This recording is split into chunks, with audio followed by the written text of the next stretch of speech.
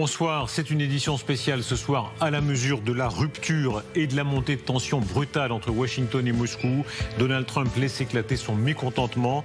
Il attaque Vladimir Poutine en parole, mais aussi, vous allez le voir, en acte. On verra les armes qui seront livrées. C'est peut-être le point de bascule de cette guerre. En tout cas, la Russie semble déterminée à défier y compris les États-Unis. L'une des raisons pour lesquelles vous êtes ici aujourd'hui est pour dire que nous sommes très mécontents de la Russie. Mais nous en parlerons peut-être un autre jour. Nous sommes très mécontents d'eux et nous allons appliquer des tarifs douaniers très sévères si nous n'avons pas d'accord dans 50 jours. Des droits de douane d'environ 100%. Je suis déçu par le président Poutine parce que je pensais que nous allions conclure un accord il y a 2 mois, mais je pense que nous n'y arriverons pas. Je ne veux pas dire que c'est un assassin, mais il est dur. Cela a été prouvé au fil des ans. Il a trompé beaucoup de gens, il a trompé Bush, il a trompé Clinton, Obama, Biden, mais il ne m'a pas trompé. Et voilà ces déclarations fracassantes du président Trump. Beaucoup d'autres vont suivre. On va entendre dans quelques instants le moment extraordinaire où il raconte son téléphone avec Poutine et la manière dont il estime avoir été trompé. Avec nous ce soir, Charline Hurel, merci d'être là. Bonsoir. Charline, vous êtes allé combien de fois en Ukraine? Nicolas Conquer, bonsoir. Vous êtes le représentant des Républicains à l'étranger, Trumpiste, grand Trumpiste devant l'éternel, le général Patrick Lutard. Bonsoir mon général. Bonsoir Darius. Merci à vous d'être là. Et Gallagher Fenwick. Bonsoir Darius. Merci à vous. Ce qu'on vient d'entendre est tellement extraordinaire. D'abord, arrêtons-nous à cela quand il dit il a trompé tout le monde, moi, il ne me trompera pas. C'est tellement en désaccord avec tout ce qu'on croyait, pensait, disait depuis maintenant des mois. Et il y a enfin de premiers gestes qui viennent rejoindre des paroles qu'il tient depuis des jours déjà, puisque tout le monde avait remarqué une évolution dans le champ lexical. Rappelez-vous ce terme qu'on avait dû traduire ici, bullshit, qu'il associait à ce que Vladimir Poutine fait avec lui, Donald Trump. Et puis, ce qui m'a également intéressé, c'est le moment où il raconte qu'il rentre, dans les habitations de la Maison-Blanche après ce coup de fil, ce désormais fameux coup de fil début juillet avec Vladimir Poutine, et qu'il dit à sa femme, la première dame Mélania, j'ai eu un très bel appel avec Vladimir, puisqu'il l'appelle par son prénom, et celle-ci lui répond « Ah bon, il vient de bombarder une maternité ». Donc on a là un peu les coulisses de cette évolution. Après, pour moi, c'est un moment aigre-doux. On part de zéro, donc il faut saluer évidemment les annonces qui ont été faites et les promesses, puisqu'on a une promesse sur ce qui concerne les sanctions et les tarifs douaniers. Mais encore une fois, c'est plus que ce qu'il a fait jusqu'ici. Est-ce que vous faites un petit mea culpa, Gallagher Fenwick? Vous avez été toujours si critique sur Trump. Vous avez face à vous Nicolas Conquer. Là, on a tellement dit, on est allé jusqu'à dire qu'il était un agent russe. Alors, on est là, évidemment, l'ambiance a changé. Oui. Alors, je n'ai jamais dit qu'il était un agent russe. En revanche, effectivement, moi, je salue cette annonce au nom des valeurs au nom desquelles l'Ukraine se bat, pour nous notamment. Et donc, effectivement, c'est un moment que je salue, même s'il me laisse un sentiment, je le redis, on pourra en parler, un petit peu aigre-doux. Nicolas Conquer.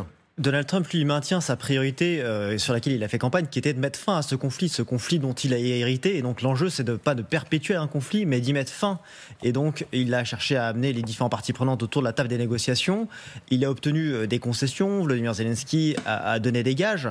Mais de fait, là, il faut mettre pression maximale sur Vladimir Poutine avec des sanctions secondaires qui prendront effet dans 50 jours et qui ont véritablement pour but de permettre de mettre à mal l'économie russe en évitant qu'il y ait des solutions de contournement et que le gaz russe puisse être acheminé à 90% sur l'Asie ou des manières détournées sur l'Europe et donc venir l'étrangler. Mais ça aura mécaniquement des conséquences sur l'Europe en termes d'approvisionnement. Ça va les mettre à mal, mais il va falloir s'attendre à ce que ça puisse avoir des répercussions sur le marché global. Charline Hurel, comment est-ce reçu par les Ukrainiens ?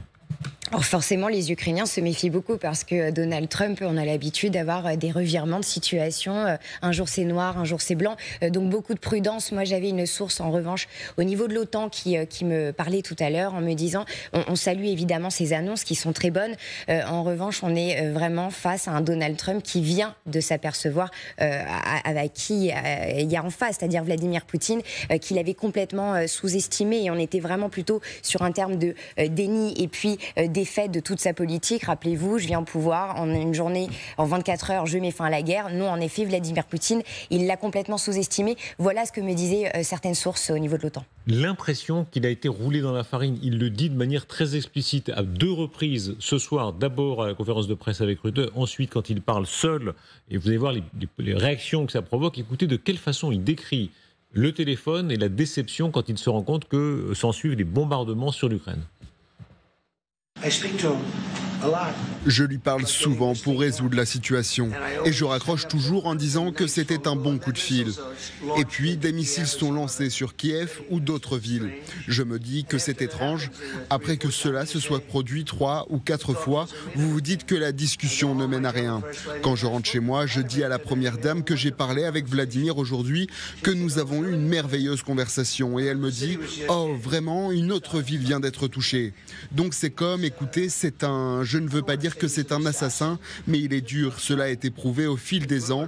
Il a trompé beaucoup de gens. Il a trompé Bush, il a trompé Clinton, Obama, Biden, mais il ne m'a pas trompé. Ce que je dis, c'est qu'à un certain moment, les paroles ne suffisent plus. Il faut agir, il faut des résultats, et j'espère qu'il y en aura. C'est la première fois qu'il est aussi explicite. Effectivement, ces derniers jours, dernières nuits, il y a eu des bombardements très importants sur Kiev, sur beaucoup de villes d'Ukraine, et il considère qu'il a été roulé. Oui, et on l'attendait en fait, c'est ce retournement. On le disait d'ailleurs avec vous, Darius, à un moment, s'il va trop loin, à un moment, le président Trump, il va comprendre en fait que Poutine le balade, et là, le retournement peut être extrêmement spectaculaire. On souhaite vraiment qu'il soit spectaculaire. Il donne 50 jours. Ça veut dire quoi? Ça veut dire qu'il croit encore qu'il va y avoir des discussions, qu'il va y avoir des entretiens qui vont amener peut-être un cessez-le-feu. Mais on espère vraiment qu'il va garder cette ligne, c'est-à-dire maintenant, ça suffit les discussions, il faut du concret. Et s'il n'y a pas de concret, eh ben, tu vas voir ce que tu vas voir. Il y a 2 choses. La première, c'est que ces 50 jours, ce qui est intéressant dans la manœuvre, entre guillemets, des sanctions secondaires, c'est que c'est une manière d'indiquer aux Indiens et aux Chinois qu'il est temps de commencer à discuter avec la Russie et de lui dire de s'asseoir sérieusement à la table. Donc on va voir comment Pékin et New Delhi vont réagir. L'autre chose, c'est que 50 jours, c'est long. Ça veut dire que les Russes ont la totalité de l'été pour continuer à taper durement l'Ukraine, ce qu'ils ne manqueront pas de faire. Et enfin, il y a un autre acteur quand même dans cette équation et que moi j'ai beaucoup ridiculisé, et c'est probablement moi qui suis ridicule aujourd'hui, c'est Mark Rutte. Puisque moi, hier, je disais, ça va être le moment d'Adi à nouveau. Eh bien, peut-être qu'après avoir été baladé par Vladimir Poutine, en fait, il est baladé par Mark Rutte, qui, à force de courtoisie, de courtisanerie, je ne sais pas si vous avez eu la possibilité de regarder en direct, Mark Rutte, il en a mis des caisses et des caisses aujourd'hui. Mais il reçoit en retour. Hein. Trump dit que c'est l'étoile, que c'est une étoile montante. Il lui a même dit, vous êtes le chef de beaucoup d'États aujourd'hui. Et Mark Rutte a dit, non, je ne suis pas le chef de 32 États, je suis secrétaire général de l'OTAN. Mais peut-être que cette méthode, elle porte ses fruits. Auquel cas, je tire également mon chapeau à Mark Rutte. Cela étant, est-ce qu'il ne faut pas reconnaître que la formule de Rutte, on disait il est lèche-cul, mais oui, effectivement, tout le monde se comporte avec Trump comme s'il était le papa du monde. Écoutez les réactions ce soir. En réalité, ceux qu'il critiquait souvent sont les premiers à devoir dire bah oui, on a besoin de lui. Et c'est lui seul qui va retourner la situation. Vous êtes avec nous en direct, Justine Jankowski, en direct aux États-Unis. Est-ce que c'est le fait de Trump seul ou est-ce qu'autour de lui, les républicains, la classe politique, etc., le vent tourne encore plus contre Poutine ? Oui, le vent tourne. En réalité, ça fait plusieurs semaines que les républicains au Congrès cherchent à sanctionner Vladimir Poutine un maximum. Pour vous donner un exemple, il y a ce sénateur très influent ici, Lindsey Graham, qui a lancé une proposition de loi pour taxer les pays qui aident la Russie à hauteur de 500%. Alors cette loi, elle n'a pas encore été votée, mais elle a le soutien de 85 sénateurs sur 100. Donc forcément, ça vous donne une idée de l'adhésion qu'il y a autour de la volonté, en tout cas, de punir la Russie ici. Les sénateurs disent qu'ils attendent l'approbation de Donald Trump. Il ne s'était pas vraiment exprimé sur le sujet pour le moment, mais là, il vient de dire que, pour le moment, a priori, il devrait continuer à travailler sur cette proposition de loi, mais que les sanctions qu'il a annoncées, les 100% de sanctions sur la Russie d'ici 50 jours, devraient suffire à la punir et à lui faire du mal. Merci beaucoup, Justine. Juste en matière d'horizon de temps, on parle de 50 jours ici. Peut-être juste pour se rappeler un épisode récent où Donald Trump avait laissé 15 jours au régime des Mollahs pour arriver à cesser à feu. Et de fait, il a surpris tout son monde en intervenant de manière précipitée.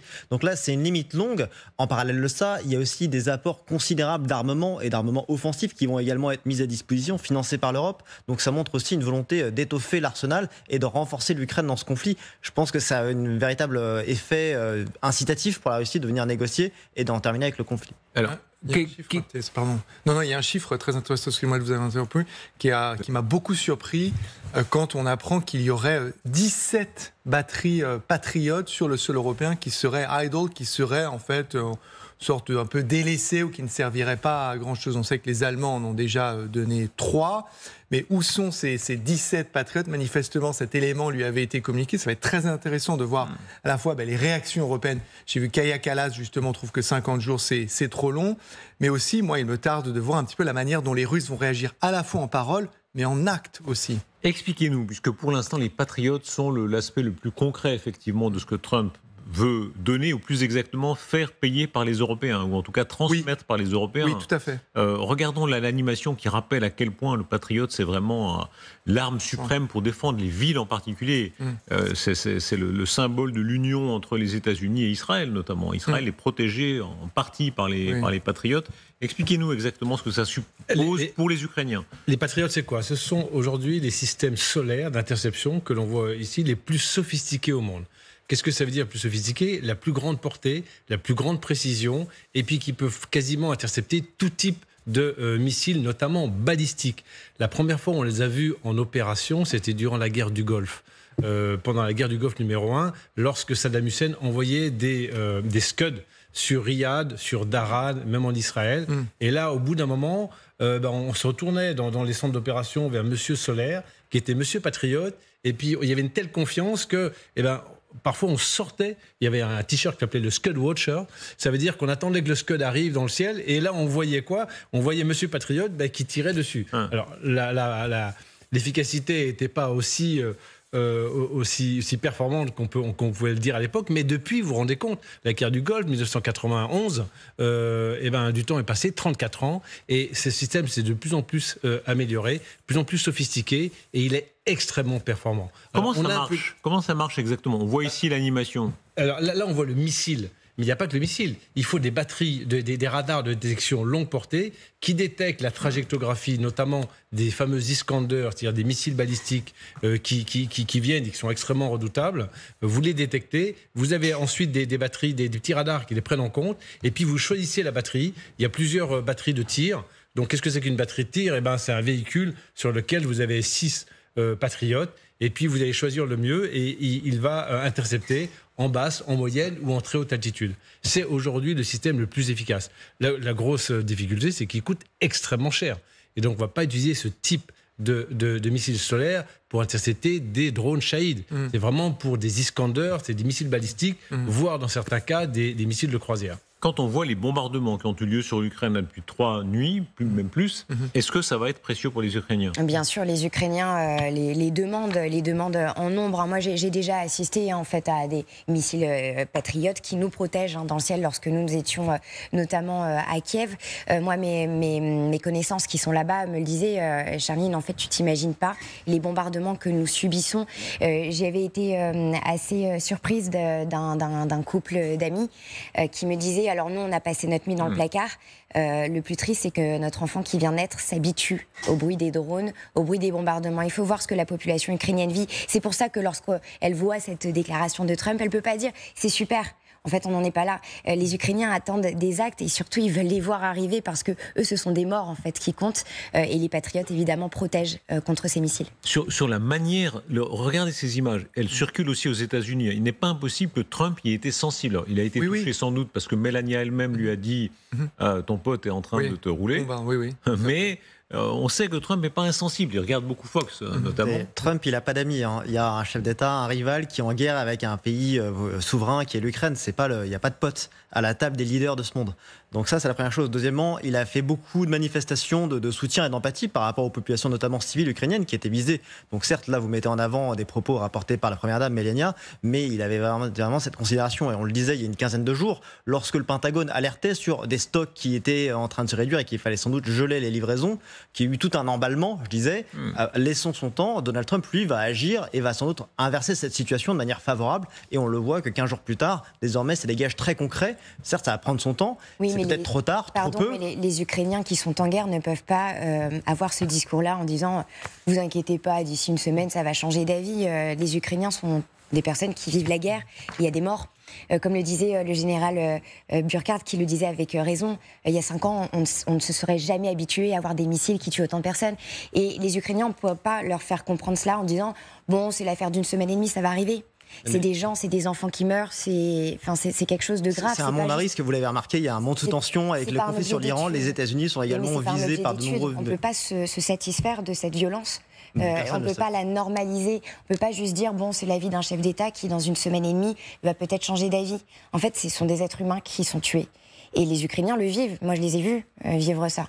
Et c'est cela qu'ils demandaient simplement, en fait. De l'aide et pas d'avoir des stocks qu'on stoppe à un moment donné et puis qu'une semaine après, on remet les stocks en marche. Ce sont des vraies personnes dont on parle. Juste sur la manière dont ça va être organisé, si j'ai bien compris, c'est que les Européens qui ont des batteries patriotes à leur disposition vont pouvoir, avec l'accord des Américains, c'est comme ça que ça fonctionne, les transférer sur le territoire ukrainien et ensuite en racheter auprès des Américains qui en ont des dizaines sur leur territoire.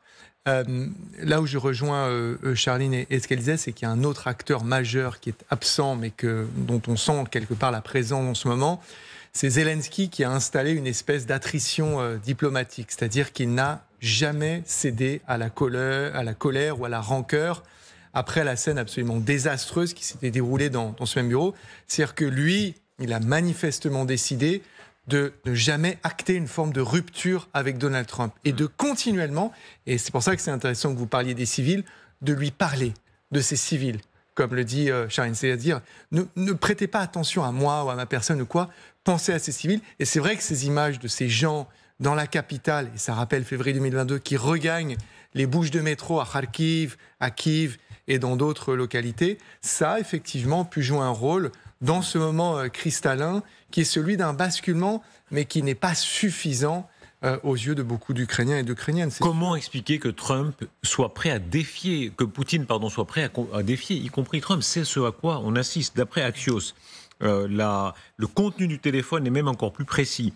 Quand il y a eu le coup de fil, donc qui a visiblement accéléré les choses, Poutine aurait indiqué qu'au cours des 60 prochains jours, il ferait une nouvelle offensive, le but étant d'occuper le territoire de l'Ukraine jusqu'aux frontières administratives des régions ukrainiennes dans lesquelles la Russie a une présence significative. Comment expliquer que Poutine est à ce point, un seuil de la peur si haut ou si bas, comme on voudra, qui fait qu'il n'est pas impressionné du tout par Trump? C'est le tsar, ça marche, personne ne le freine, il a des coups, et ce qu'il n'aime pas du tout, c'est que les Occidentaux lui donnent des coups via l'Ukraine, c'est-à-dire que lorsqu'on lui donne des armements, il est extrêmement sensible. Quand on livre des scalps, des Storm Shadow ou d'autres missiles qui vont tirer dans la profondeur, c'est pour ça d'ailleurs que pendant un moment, c'était vraiment une ligne rouge. Parce que ça allait faire mal dans la profondeur. Donc il est quand même très sensible à ça, mais pour l'instant il dit mais moi je continue, je veux récupérer les 4 oblasts complètement. Ça dément toutes les prévisions. Rappelez-vous, sur ces plateaux on disait il va y avoir sûrement, c'est ce qu'on disait il y a 2 mois, une rencontre Trump-Poutine, ça va arriver. Trump, quand le président des États-Unis vous offre sur un plateau de revenir dans le jeu international, vous saisissez l'occasion. Mais je crois que c'est une erreur stratégique, ce n'est pas un stratège. Ce n'est pas un stratège, c'est quelqu'un qui fait des coups, qui avance, mais s'il était stratège, on n'aurait pas gagné 2 nouveaux pays dans l'OTAN, il n'aurait pas perdu 1200 km de frontières communes avec l'OTAN, enfin où il l'a gagné, ça dépend de quel côté on se place, il n'aurait pas une Europe qui est aussi déterminée et qui jamais dans l'histoire n'est aussi volontaire pour se réarmer, donc sur le plan stratégique, il a perdu. Il y a quelque chose là qui va ajouter à l'inquiétude des Européens. On a entendu hier le discours du président de la République. Les Allemands, tous les 2 jours, font un nouveau discours pour dire il va falloir qu'on se réarme. Quelqu'un qui n'a pas peur du président des États-Unis, il n'a pas peur de grand-chose. D'ailleurs, c'est intéressant que vous mentionniez les Allemands. Boris Pistorius, le ministre allemand de la Défense, aujourd'hui même, est à Washington pour discuter avec le secrétaire américain de la Défense, Pete Hegseth, histoire justement de formaliser et d'accélérer ce transfert éventuellement de nouvelles batteries patriotes. Sur Vladimir Poutine, moi je pense que c'est un stratège. Et je pense que l'erreur que l'on fait, c'est de s'imaginer qu'il pense comme un pays pense, alors qu'il pense comme un empire. Et lui, si vous voulez, ce qui lui déplaît, mais ce dont il se satisfait, c'est que dans son esprit, nous n'ayons pas encore compris et conscience de sa puissance. Et lui, il est en train de nous dire, à un moment ou à un autre, vous allez comprendre que c'est pas Trump qui est puissant, c'est moi qui le suis. Et je vais vous épuiser, je vais provoquer le démantèlement de l'OTAN, je vais provoquer la division des Européens. C'est juste une affaire de temps jusqu'à ce que vous compreniez qui est le véritable patron. C'est donc pour lui, et Xi Jinping est à ses côtés, un moment de rééquilibrage de la puissance à l'échelle mondiale. Et donc, les cartes que l'on montre souvent sur cette antenne, où on voit ces drones qui s'abattent depuis Lviv jusqu'à Kherson, ce sont des communiqués au travers desquels il dit « Ma stratégie, c'est de conquérir toute l'Ukraine et j'en termine par là, il a totalement intégré dans sa stratégie le moment que nous sommes en train de vivre. C'est-à-dire celui d'une relation qui, avec Washington, devient finalement plus compliquée. Écoutez-le qui donnait ce ton-là très exactement en disant « Moi, peu importe que l'OTAN me menace, que les États-Unis me menacent, je ne reculerai pas. » Tout d'abord, la soi-disant communauté occidentale, l'Occident collectif, s'il y a des raisons aujourd'hui de l'appeler collectif. Mais néanmoins, elle met tout sans dessus-dessous. Pourquoi ? Parce que l'augmentation des dépenses à des fins militaires et la frénésie militariste, tout est basé sur une seule chose, l'agressivité russe. Mais c'est tout le contraire. Il parle de notre agressivité. Vous feriez mieux de vous regarder vous-même. Nous avons un proverbe qui dit qu'il est facile de voir la paille dans l'œil de son frère, mais qu'il est beaucoup plus difficile de voir la poutre dans son propre œil. Que se passe-t-il alors ? Sous prétexte de l'agressivité imaginaire de la Russie, il commence à parler de la nécessité de s'armer. Eh bien, laissez-les s'armer.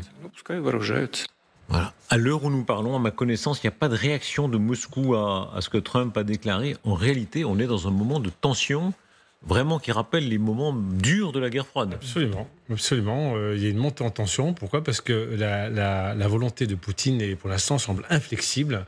Les tergiversations de Trump déstabilisent un peu tout le monde. L'Europe est consciente de ça. Elle n'a pas d'autre choix, si vous voulez, que d'être également déterminée. On a les marqueurs que rappelait le chef d'état-major des armées Thierry Burkhardt. Il y a un marqueur, c'est qu'aujourd'hui, c'est la force qui prédomine dans les relations internationales. C'est malheureux, mais c'est comme ça. Et donc, comme disait le président Macron, pour être fort, il faut être dissuasif, il faut avoir les moyens, il faut avoir des muscles. C'est pour ça qu'on n'a pas d'autre choix que de s'armer en ce moment, tout en espérant bien sûr qu'on n'ira pas au conflit. Je me porte en faux sur ce que dit mon voisin général. Donald Trump n'a pas tergiversé. Il est très constant dans sa position. Beaucoup, sur ce plateau, mais ailleurs, disaient également que Donald Trump, dès qu'il arrivait à la Maison-Blanche, il allait céder l'Ukraine sur un plateau d'argent auprès de Vladimir Poutine. Évidemment, c'est ce qu'il n'a pas fait. Désormais, il renforce la position ukrainienne avec des moyens financiers, avec des appuis stratégiques et des sanctions secondaires qui seraient vraiment un coup fatal à l'économie. Oui, de fait, elles sont en puissance, elles sont annoncées. C'était quelque chose qui n'était pas du tout considéré. Donc là, pourquoi 50 jours, pourquoi est-ce qu'il ne le fait pas tout de suite ? Il a cette arme à sa politique. C'est ça qui me frustre, Nicolas. Si vous voulez que quand il s'agit de punir l'Ukraine, de suspendre le partage du renseignement, de suspendre les livraisons, il a claqué des doigts et ça a été fait dans l'heure.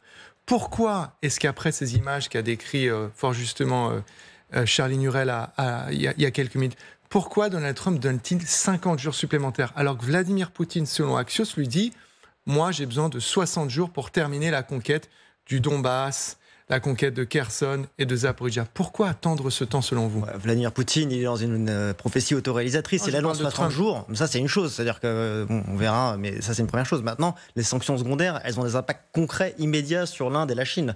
Ce qui va se transformer par une tension qui sera manifestement pas neutre. Donc, c'est dans l'intérêt de tous, vous l'aurez compris, que, encore une fois, vous direz peut-être une diplomatie à l'art du deal un peu transactionnelle, que de pouvoir arriver à une désescalade et de s'assurer qu'on puisse faire revenir les parties prenantes en mettant fin à ces velléités et cette escalade de la guerre.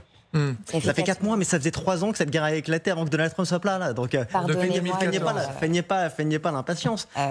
Sauf erreur de ma part, Donald Trump, lorsqu'il veut imposer des taxes sur les droits douaniers, il le fait dans les médias. Il n'attend pas 50 jours. Et puis Donald Trump, lorsqu'il annonce quelque chose... Le deal de la jeunesse, Pardonnez-moi, je termine. C'était 90 jours. Lorsque Donald Trump annonce quelque chose, et puis que le lendemain, c'est autre chose, et puis lorsqu'on lui demande, mais avez-vous dit que Zelensky était un dictateur, en fait on revient. Est-ce que véritablement vous êtes en train de nous dire qu'il y a une certaine forme de cohérence dans le discours de Donald Trump? C'est la question que je vous pose. Il y a une stratégie de négociation qui obtient des résultats, c'est la sienne. Peut-être que vous feriez différemment si vous étiez à Maison-Blanche, mais en l'occurrence, le peuple américain a élu Donald Trump pour mener ça. Et je pense qu'on est beaucoup plus près de la fin d'un conflit que d'un conflit enlisé qui se perdurait. Est-ce que c'est le même Trump? Si Donald Trump était tombé sous les coups d'une balle l'année dernière et que ça avait été quelqu'un d'autre à la Maison-Blanche, le conflit se serait d'autant plus enlisé et d'autant plus, le monde serait encore plus dans le chaos qu'il l'est actuellement. Est-ce que c'est le même Trump, celui qui fait plier Israël en partie, qui a réussi à tordre le bras de Netanyahou en lui disant tu rappelles des avions, qui a bombardé l'Iran, qui met les Européens en mauvaise posture, mais qui met aussi Poutine maintenant en posture difficile? En réalité, c'est la puissance américaine qui considère qu'elle fait plier tout le monde. Mais Trump est le seul, de toute manière, le seul qui peut faire, entre guillemets, plier le président Poutine. Donc le seul qui a les moyens de faire pression. Il n'y a pas que ce qui vient d'être indiqué. Je trouve que c'est une très bonne idée, effectivement, de surtaxer tous les pays qui font du commerce avec la Russie, mais il a d'autres moyens. Si du jour au lendemain, il dit « Ok, maintenant, je vais livrer des missiles longue portée, je vais livrer toute la panoplie des systèmes solaires, je vais livrer beaucoup plus de bombes guidées », le discours peut changer. Il en a les moyens. Il y a d'autres moyens aussi qu'on n'utilise pas, et je le regrette, c'est celui d'intercepter, de contrôler toute la flotte fantôme. Vous imaginez tous les navires qui rentrent ou qui sortent de Russie, vous les interceptez, vous dites, regardez ce qu'il y a dedans, vous dites, non, ça ne va pas, intercepter. Mais là, vous portez un coup. Il en a les moyens, le président Trump, et il ne le fait pas parce qu'il espère toujours un deal avec le président Poutine. Est-ce qu'il va aller plus fort ou est-ce qu'il va revenir en arrière ? C'est ça, en fait. C'est-à-dire qu'est-ce qui va nous refaire le coup de « bon, je leur ai parlé, on va finalement s'entendre » ou quoi ? Parce que là, quand on regarde très concrètement ce qu'il met sur la table, le concret, c'est les transferts de batteries Patriot par le biais d'une transaction. Ça, ok, très bien, pas de souci. Mais sur ce qui est des sanctions, il y a un délai, un de plus, qui est accordé, ce dont il s'est fait une spécialité. Également pour nous sur les tarifs douaniers. C'est-à-dire qu'on assiste sans cesse à des échéances qui sont repoussées. Et tant mieux, parce que ça laisse le temps de discuter, négocier, peut-être d'aboutir à une solution qui soit plus favorable pour toutes les parties. Mais concrètement, c'est vrai que je pense qu'il y a, et j'ai commencé par dire cela, un moment un peu aigre-doux pour les Ukrainiens d'abord, mais ni aussi les Européens, en se disant, ok, concrètement, il y a quoi là, à part les Patriotes, qui sont des systèmes extrêmement importants et tout à fait nécessaires, il ne faut pas le renier, il ne faut pas cracher dessus, c'est déjà quelque chose, mais il a effectivement à sa disposition des outils militaires, financiers, qui sont là et dont il ne fait pas usage pour le moment face à la Russie. Est-ce qu'on peut être surpris? Regardez la scène. Alors d'abord, il y a de la dorure partout, ça c'est le style Trump. Vous avez vu à quel point à chaque point de presse dans le bureau ovale, c'est un peu plus doré. Je ne sais pas comment il fait, mais il rajoute un petit peu de dorure. Alors ça, c'est la version qui peut faire sourire, mais il y a Churchill, par exemple, derrière le fauteuil du président Trump. Il l'a ramené d'ailleurs, la figure de Churchill. Il fait référence parfois à Reagan, qui a été un très grand président anti-soviétique, qui a contribué à faire tomber l'Union soviétique. Est-ce que Trump peut surprendre et en réalité être un grand président comme Reagan l'a été face à des puissances comme la Russie ou comme la Chine? Bien sûr, il faut le souhaiter. Il faut souhaiter qu'il parvienne à faire advenir la paix au Proche, au Moyen-Orient, entre les Russes, les Soviétiques, les Rwandais, les Congolais, les Indiens, les Pakistanais, pour le Xinjiang, les Soviétiques sont plus là. Donc moi je souhaite le succès de celui qui est mon président sur ces fronts-là. J'ai beaucoup de mal à y croire parce qu'il y a quand même pas mal de moments de jurisprudence qui m'invitent au scepticisme. Mais pardon, c'est vrai que si on se rappelle, par exemple, Reagan avait très mauvaise presse en Europe de l'Ouest au début, dans les années 80, quand il est arrivé au pouvoir, on disait il était facho, il était nul, etc. C'est un cow-boy, c'est un comédien. Il a été un grand président. Non, il a surpris, effectivement, et il a contribué, notamment par le biais de la course à l'armement, à épuiser financièrement les Soviétiques et à provoquer leur faillite, j'allais dire. Et puis il a eu des mots d'un grand courage quand il dit déchirer, faites tomber ce mur, des mots qui ont marqué l'histoire. Est-ce que Donald Trump aura un moment comme celui-là? Il faut le souhaiter, puisque c'est le début d'une ère de paix. Et pour l'instant, et tout à l'heure, Charline parlait du discours du chef d'état-major des armées, de Thierry Burkhardt, qui parle de l'effet cliquet, de ces crises qui se superposent. Le monde n'en prend pas la direction pour le moment. Donc s'il y a une personne, et si c'est lui qui permet de prendre la direction inverse, tant mieux, j'ai envie de dire. Oui, il a tout dit. C'est parfait. Non, mais c'est vrai que Donald Trump, c'est ce que je soulignais tout à l'heure, c'est qu'il a au moins une qualité, c'est qu'il est surprenant. Donc moi, j'attends de voir. Non, mais effectivement, c'est le propre du chef d'être imprévisible dans son plan de jeu et de délivrer. Je pense qu'il a déjà un premier mandat et un bilan derrière lui, beaucoup plus de stabilité, et que là, il y a un effort continu pour obtenir un monde plus prospère à travers beaucoup plus de paix. Et c'est un engagement constant. On a plusieurs fois dit, tiens, il va se retirer de la table. On a abusé de sa patience. On va être forcé de constater qu'il maintient. Il donne encore 50 jours. Est-ce que ça ira au-delà? On aspirait tous, notamment pour les Ukrainiens qui sont les premiers visés, à ce que ça s'arrête immédiatement. Il est tellement imprévisible qu'il peut nous surprendre en bien. Donc, il faudra le reconnaître. Alors ça sera la plus grande surprise, c'est qu'ici on arrive à lui reconnaître ces mérites-là, au-delà des différents idéologies qu'on peut avoir, mais reconnaître factuellement, objectivement, que ça va dans le bon sens, malgré tout ce qu'on peut reprocher à sa politique. Jusqu'où peut aller cette escalade? On va entendre quelqu'un qui, notamment en matière nucléaire, étant un des plus grands experts de la question, c'est Bruno Tertrais, que je vais rejoindre à l'instant. Merci beaucoup à vous. Merci à Bruno Tertrais d'être là. Vous êtes le pape Bruno Tertrais de la question nucléaire, si tant est qu'on puisse... Un évêque. Allez, l'évêque, le cardinal, disons en tout cas. Merci beaucoup Bruno Tertrais d'être là. Je rappelle notamment votre livre Pax Atomica, qui fait date vraiment pour comprendre ce qu'est la réalité. Il y a peu de spécialistes du nucléaire militaire à ce point-là. Vous signez aussi un livre qui s'appelle La guerre des mondes, le retour de la géopolitique et le choc des empires. Est-ce que c'est la logique d'empire? Est-ce que nous vivons ce moment où l'empire américain, que ce soit Trump, d'ailleurs vous avez vu, il énumère tous les présidents. Il dit Obama, Clinton, tout à coup il se met dans la lignée et il dit cette fois Poutine ne mourra pas. On verra. Mais vous avez raison de rappeler que Trump se comporte un petit peu comme un chef, un responsable, un empereur. Pourquoi? Parce que c'est le premier président depuis plus d'un siècle à dire « je souhaite élargir, étendre le territoire des États-Unis ». On a parlé du Canada, on a parlé du Groenland. La seule différence, et elle est de taille, c'est que contrairement à un véritable empereur comme Poutine, c'est que jusqu'à présent, il n'a toujours pas employé la force délibérément. Heureusement, parce que ce sont des pays alliés. L'art de la surprise. On se rappelle très bien la surprise quand il a bombardé l'Iran. Il avait dit, je vous donne 15 jours. Et puis, il a bombardé après 3 ou 4 jours, oui. Je crois. Alors, il ne va pas bombarder la Russie, vous nous en parlerez dans un instant. Mais est-ce qu'il peut, de la même façon, surprendre son monde? Oui, il peut le faire. Et j'ajoute qu'il y a quand même une chose qu'il faut dire à propos de Donald Trump, puisque vous me parliez de dissuasion tout à l'heure. Et pas seulement dans le domaine nucléaire, mais si vous voulez dissuader, surprendre un adversaire, c'est plutôt pas mal comme stratégie. Vous savez, il y a une phrase que j'aime beaucoup de lui, c'est lorsqu'il parle de la possible invasion de Taïwan. Et il avait dit pendant la campagne électorale, la campagne électorale de 2020, il avait dit, vous savez, je pense que Xi Jinping ne le fera pas. Pourquoi ? Parce qu'il sait que je suis complètement dingue. C'est une phrase extraordinaire. Et je dois dire, s'il y a bien une chose, un élément positif dans l'attitude de Donald Trump en relation internationale, et c'est bien justement le fait d'être face à des adversaires, d'être un petit peu imprévisible. Alors la stratégie du fou, jusqu'où ira-t-elle? Et jusqu'où ira l'audace de Vladimir Poutine? On va se retrouver dans un instant, puisqu'il y a beaucoup de signaux qui montrent qu'effectivement, non seulement Trump est plus audacieux à l'égard de la Russie qu'on ne le pensait, mais en sens inverse. Poutine n'a pas l'air du tout pour l'instant de craindre son adversaire américain. À tout de suite. Bonsoir ou rebonsoir, nous assistons ensemble avec Bruno Tertrais à des scènes inédites. Vladimir Poutine défié par Trump. Trump attaque Poutine, non seulement en parole, mais aussi en acte, en parlant des armes qui seront livrées. C'est peut-être un point de bascule de cette guerre. En tout cas, commençons par le coup de fil qui apparemment a été déterminant. C'est ce moment où Donald Trump rentre à la maison et, dit-il, son épouse lui dit « Regarde, Poutine t'a parlé d'arrêter la guerre. » Pas du tout, il est en train de bombarder. I speak to him Je lui parle souvent pour résoudre la situation. Et je raccroche toujours en disant que c'était un bon coup de fil. Et puis des missiles sont lancés sur Kiev. Je me dis que c'est étrange. Après que cela se soit produit 3 ou 4 fois, vous vous dites que la discussion ne mène à rien. Quand je rentre chez moi, je dis à la première dame que j'ai parlé avec Vladimir aujourd'hui, que nous avons eu une merveilleuse conversation. Et elle me dit « Oh, vraiment, une autre ville vient d'être touchée ».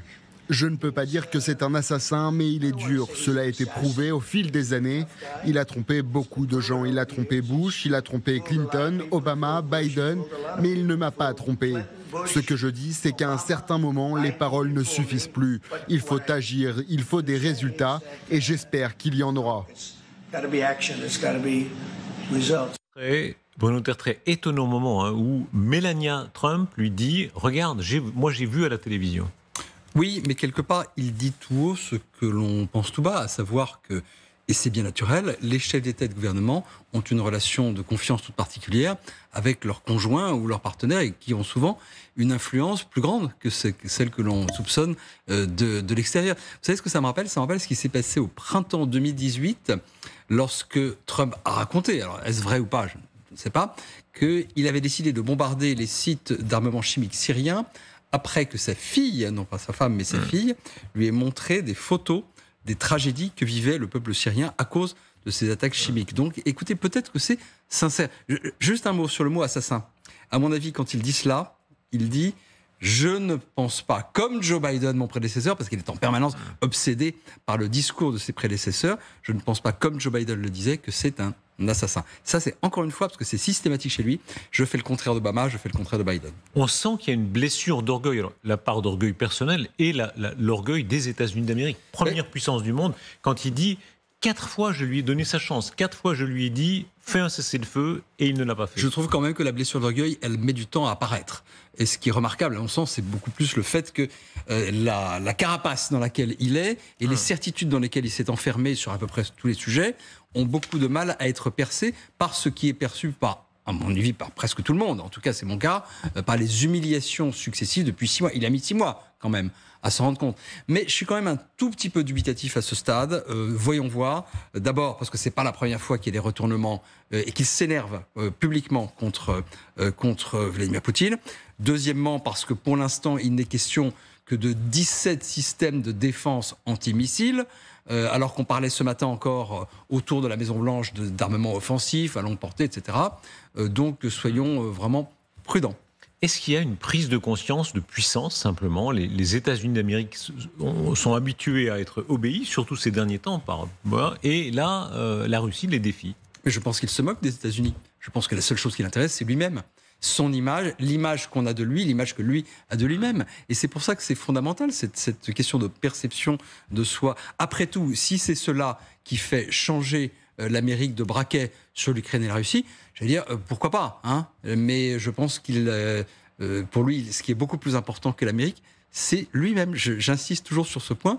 On a parfois du mal à y croire, mais je crois que c'est vraiment un personnage très particulier. Les bombardements des villes ukrainiennes, en réalité, depuis maintenant quelques semaines, les bombardements ont été étendus. Kiev, Lviv, beaucoup de villes très à l'ouest. Tout le pays est bombardé. Hein. Oui, c'est comme si Poutine, non seulement disait « je me fiche complètement de ce que tu me dis, mais je suis prêt à aller beaucoup plus loin ».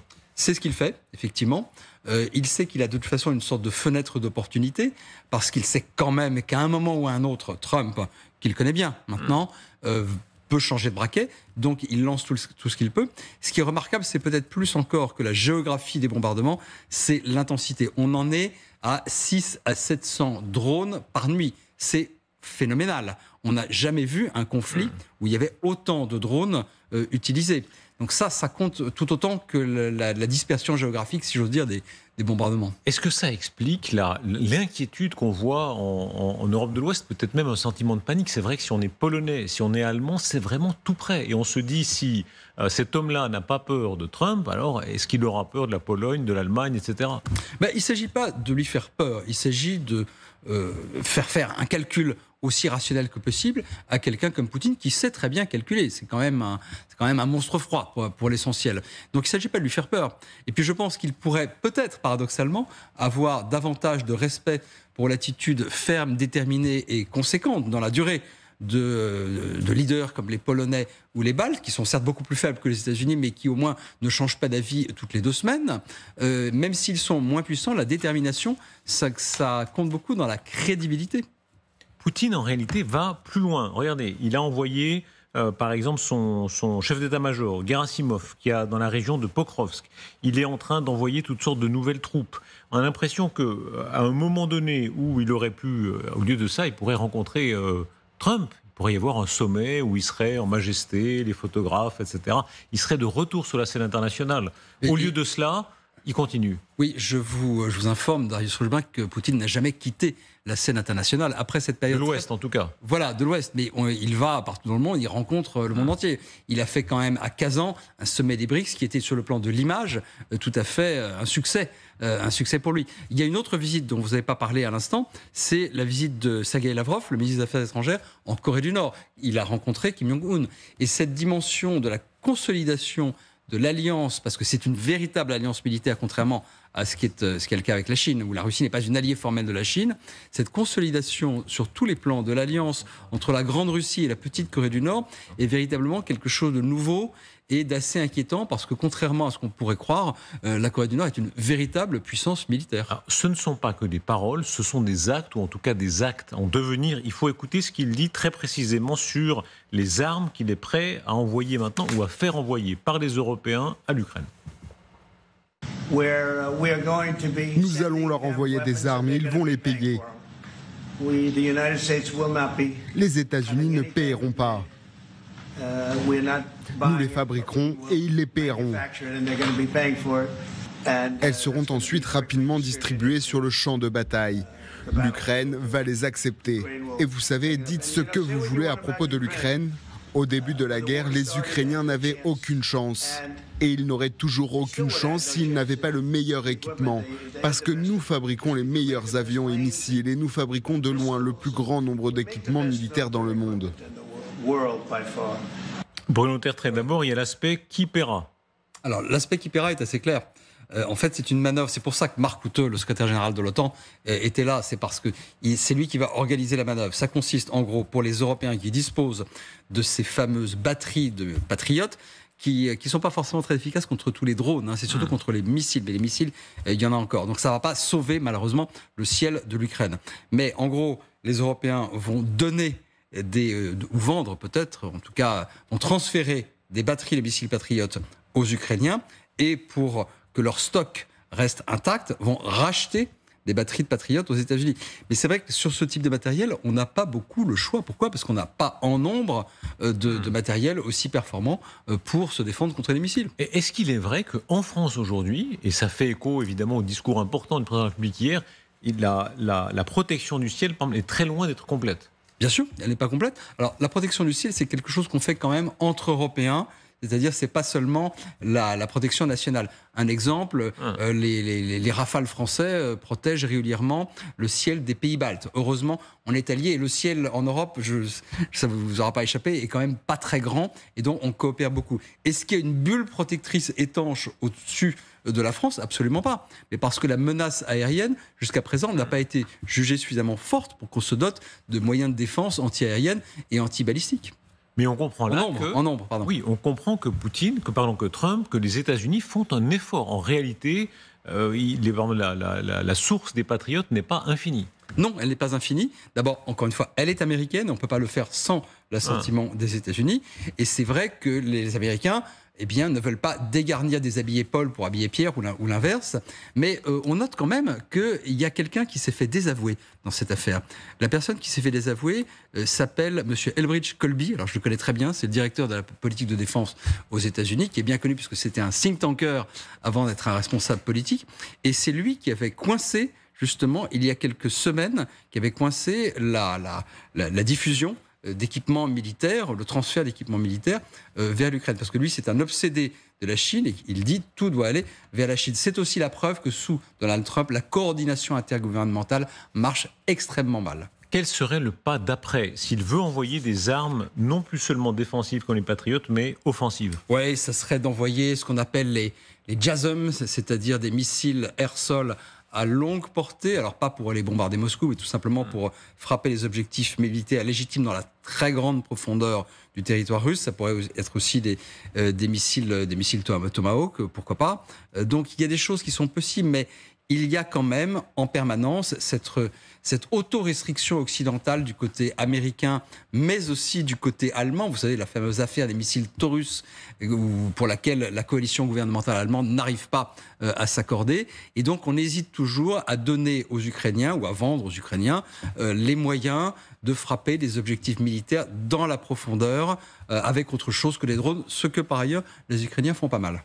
On est dans un moment de tension où chacun surenchérit, et Trump et Poutine. On va rappeler ce que disait Trump concernant un bombardement de Moscou, puisque vous parliez de cela. Mais d'abord, du côté de Poutine, Axios dit, Poutine, lors du fameux coup de fil, aurait dit « Pendant les 60 prochains jours, je ferai une nouvelle offensive. Je veux occuper tout le territoire jusqu'aux frontières administratives des régions ukrainiennes dans lesquelles la Russie a une présence significative. » Comment est-ce que vous expliquez cela, que Poutine ne prennent pas l'offre de Trump? Mais parce que Vladimir Poutine a une vision qui est très profondément ancrée, qu'il a répété le 25 juin dernier à Saint-Pétersbourg, au cas où on n'aurait pas tout à fait compris, à savoir que les Ukrainiens sont quasiment des Russes, il l'a redit, et que surtout, il a rappelé une phrase je crois que c'est Nicolas II qui employait cette phrase, là où un soldat russe... Nicolas Ier, oui. Je crois que c'est Nicolas Ier. Peut-être Nicolas Ier, pardon. Vous savez déjà ce que je vais dire. Le premier est encore plus réactionnaire, enfin beaucoup plus que le deuxième. Mais vous savez donc déjà ce que je vais dire. Là où le pied russe a posé, voilà, c'est russe. Là où un soldat russe est entré, c'est russe, et surtout... on ne s'en retire pas. Petite parenthèse, c'est exactement, puisque nous sommes malheureusement au 30e anniversaire malheureux de la chute de l'enclave de Srebrenica, un événement quand même très important pour toute la sécurité européenne. Moi, je m'en souviens très bien, c'était au début de ma carrière, et ça m'a beaucoup marqué. L'armée serbe disait exactement la même chose. Mais il y a quand même un vertige. Beaucoup de commentateurs disaient, bon, il va peut-être au moins capitaliser sur ce qu'il a maintenant, attendre, réarmer, et puis dans 2 ans, dans 3 ans, il essaiera de nouveau d'attaquer. Non, il continue à attaquer tout de suite, maintenant. En fait, sa position de repli, si j'ose dire, ce n'est pas de faire un armistice, c'est de faire un cessez-le-feu temporaire pour essayer de consolider ses gains et bien sûr repartir à l'assaut. Je pense que tant que Vladimir Poutine sera au pouvoir au Kremlin, il ne renoncera pas à subjuguer l'Ukraine d'une manière ou d'une autre. Se peut-il qu'on sous-estime sa volonté guerrière, simplement, c'est-à-dire au fond depuis le début, comme si on avait toujours été en retard. Rappelez-vous, déjà février 2022, où beaucoup de commentateurs disaient non, il va sûrement pas tenter ça avec 150 000. C'est pas mon cas, Darius. Non, pas vous, effectivement, mais beaucoup en France, y compris les services secrets, ont un peu sous-estimé le danger. Et puis à chaque fois, on se rend compte qu'il est plus agressif qu'on ne le pensait. C'est véritablement ce que les psychologues appellent un filtre cognitif qu'on a vis-à-vis de ce pays et de cet homme qui a été très malin pour nous embobiner pendant des années. Et on refuse de voir les faits. Et moi, je me souviens d'avoir écrit, j'ai pas été prescient, j'ai pas été prophète, mais j'ai écrit il y a une dizaine d'années, après l'invasion de la Crimée, que j'ai rappelé que c'était tout simplement un homme qui était venu au pouvoir par la violence et par la guerre, et qu'à chaque fois, il a besoin d'une guerre tous les 2-3 ans ou tous les 5 ans. Il suffit de regarder les faits. Voilà. Et bien simplement, regarder les faits, c'est pas suffisant. Vous avez parlé des services de renseignement français qui regardaient les mêmes faits que les États-Unis, mais ils ne les interprétaient pas de la même manière. Aujourd'hui, je crois que tout simplement qu'il a transformé son pays en une gigantesque machine de guerre, et je suis même pas sûr qu'il pourrait l'arrêter lui-même, parce que ça serait quelque part mettre en cause son propre pouvoir. C'est très inquiétant.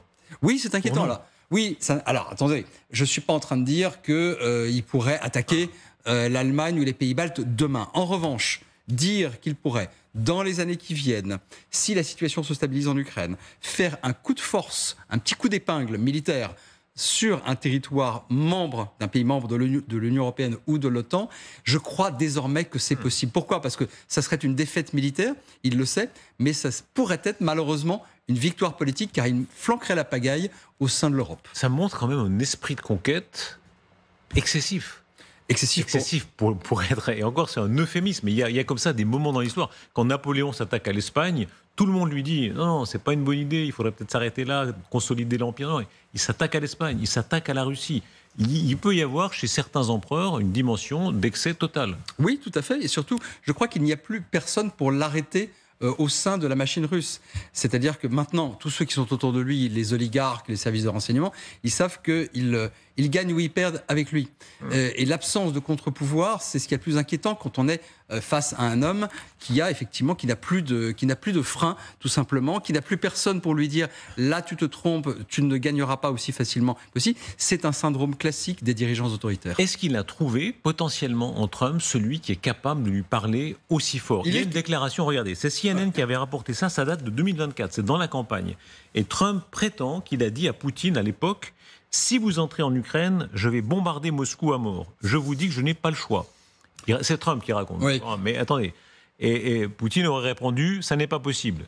Réponse de Trump: j'ai dit oui, c'est possible. Il m'a dit: je ne te crois pas. Mais en réalité, ça c'est du Trump tout craché, il m'a cru à 10%. C'est pas très bien ce que ça veut dire la tête de Trump, mais en tout cas, ça montre que la stratégie du fou dont vous parliez tout à l'heure, peut-être qu'il l'a essayé même avec Poutine. Oui, c'est possible. J'ai envie de vous dire que cette conversation est crédible. Je ne sais pas, ni vous ni moi ne savons si elle a effectivement eu lieu exactement dans ces termes, mais c'est une conversation crédible. Et je crois, j'imagine très bien Trump dire « je pourrais bombarder Moscou ». J'imagine très bien, dit Poutine, « ah, je ne te crois pas ». C'est fou, c'est inouï entre deux gouvernants de ce point, à ce niveau-là. Oui, mais j'allais dire qu'on retrouve là, vous savez, la réalité des rapports de force contemporains qu'on a un petit peu oublié dans les années 1990. Alors les années 2000, c'était déjà un peu différent, mais vous savez, je pense que des gens comme vous et moi, si j'ose dire, on a quand même beaucoup grandi intellectuellement et nos carrières dans des milieux, dans des idées qui ne sont absolument pas celles de la nature même des relations internationales, d'anarchie et de désordre et de rapports de force, qui a été, après tout, celle que nous avons connue depuis des siècles. Alors, sans aller jusqu'à bombarder Moscou, parce qu'on comprend bien que c'est assez, disons que ce serait une aventure un peu incertaine, un peu risquée. Est-ce qu'il a des moyens, disons, de monter la puissance militaire, la pression militaire sur Poutine? Ah bah évidemment. Quoi? Qu'est-ce qu'il peut faire de plus? Écoutez, il pourrait faire ce que n'a pas fait Joe Biden. Et si j'étais Trump, ou si j'étais un conseiller de Trump, ce que Dieu m'en préserve, mais je dirais... vous savez, Monsieur le Président, vous pourriez faire exactement ce que n'a jamais fait Joe Biden parce qu'il n'a pas eu le courage de le faire. Vous êtes très manipulateur, vous, notaire, c'est pas bien. Écoutez, vous en êtes un autre, cher Darius, mais après tout, il ne s'agit pas de manipuler, il s'agit d'utiliser les outils de persuasion qui pourraient marcher avec quelqu'un comme Trump. Et ça pourrait être tout simplement le fait de dire, vous pouvez, Monsieur le Président, d'abord faire le contraire de ce qu'a fait Biden. Alors là, tout de suite, Trump dresse l'oreille et vous pourriez être celui qui, après avoir vaincu la République islamique d'Iran, entre guillemets, c'est le discours qu'on tient à Trump, vous pourriez maintenant procéder à la défaite de la Russie en Ukraine. Et là, vous resteriez dans l'histoire. Et là, peut-être que même votre prix Nobel de la paix, vous pourriez vraiment l'avoir. Quelle est la réalité du dispositif nucléaire russe? À chaque fois, peut-être qu'on va le voir dans les prochaines heures, puisque c'est presque mécanique, n'est-ce pas? Quand il veut rappeler sa puissance, disons, en général, il rappelle sa puissance nucléaire. Alors, il y a les Oreshnik, il y a les SNLE, les Oreshnik qui peuvent transporter de la charge classique, mais aussi, n'est-ce pas, de la charge nucléaire? Oui, alors, je crois au contraire que Vladimir Poutine a très peu joué de l'atout nucléaire dans les derniers mois. Vous n'avez pas remarqué? Il y a quand même beaucoup moins de déclarations, de postures, d'exercices visibles, en tout cas, pour des gens comme vous et moi. Et je ne serais pas surpris que ce soit essentiellement Xi Jinping qui lui ait dit, écoute, franchement, agiter comme ça la menace nucléaire, si tu n'as pas besoin de le faire militairement, si tu n'es pas en grande difficulté militaire, franchement, nous, ça ne nous convient pas. Le fait est qu'on entend, à mon sens, beaucoup moins parler de la menace nucléaire russe, parce que les Russes l'agitent moins. Ça ne veut pas dire qu'il ne va pas le faire demain ou après-demain, mais c'est peut-être aussi une marque de confiance en soi, parce qu'après tout, peut-être que Vladimir Poutine est persuadé qu'il est en train de gagner. Vous savez, la capacité à s'aveugler, c'est quelque chose dont on a beaucoup parlé à propos de Trump, mais il faut en parler aussi à propos de Poutine. Ce sont peut-être deux dirigeants qui, chacun à leur manière, avec des profils psychologiques extrêmement différents, peut-être sont capables de s'aveugler totalement eux-mêmes. Les Estoniens sont en train de montrer qu'eux sont inquiets au sens le plus direct. Il y a cet essai d'HIMARS que les Estoniens ont opéré. On va peut-être voir la séquence ou l'entendre, puisqu'on l'a ici. Regardez, pour eux, évidemment, connaissant la taille de leur territoire, c'est très important d'envoyer un signal aux Russes. Oui, parce que pour eux, une menace militaire russe, elle serait existentielle, au sens physique du terme, de manière immédiate, parce qu'il ne faut que quelques heures pour traverser le territoire. Donc, ce qu'ils disent, les Estoniens, et ce dont ils essayent de persuader leurs alliés de l'OTAN, c'est de dire, écoutez, se défendre, c'est très bien, c'est ce qu'on va faire, c'est notre priorité, on renforce la frontière, mais nous devons absolument avoir la capacité de riposter rapidement dans la profondeur du territoire russe pour dissuader la Russie de s'en prendre à nous.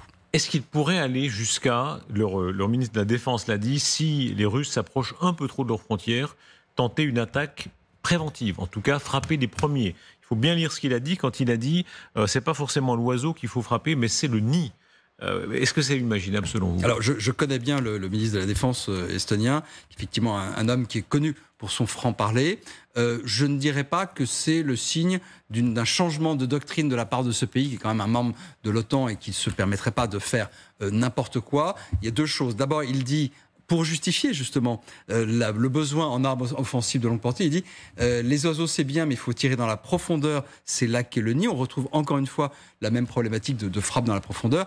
Ils pourraient peut-être aller, avec leurs alliés baltes et polonais et d'autres en première ligne, jusqu'à des frappes préemptives. S'il y avait véritablement des Russes en train d'armer leurs missiles et de s'apprêter à franchir la frontière. Peut-être éventuellement aller jusqu'au préemptif, mais le préventif, c'est-à-dire les Russes ne font rien et on leur tire dessus, je n'y crois pas une seconde.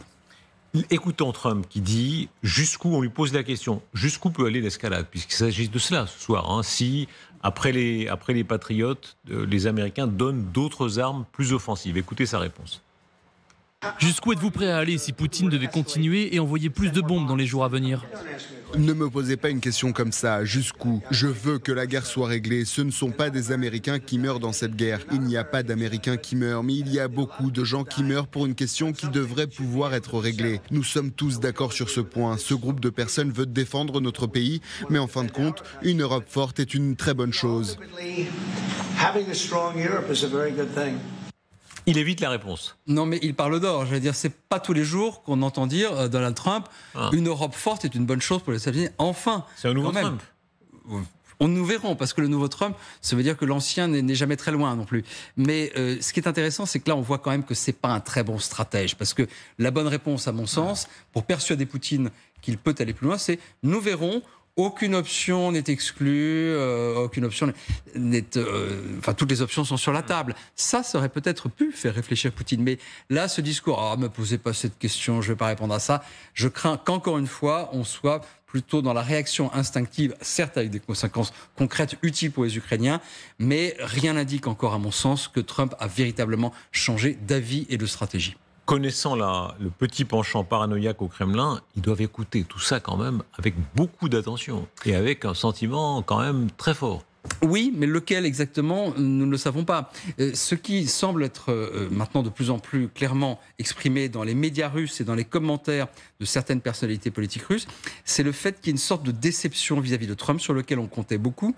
On comptait beaucoup, pas seulement sur l'Ukraine, mais peut-être d'abord et avant tout sur l'idée de rétablir des relations de travail normales, sous-entendu des relations commerciales, des relations financières, avec tout ce que cela sous-entend, aussi de choses pas forcément très ragoûtantes, voire pas très légales, mais en tout cas, certains dans l'entourage de Trump y étaient prêts.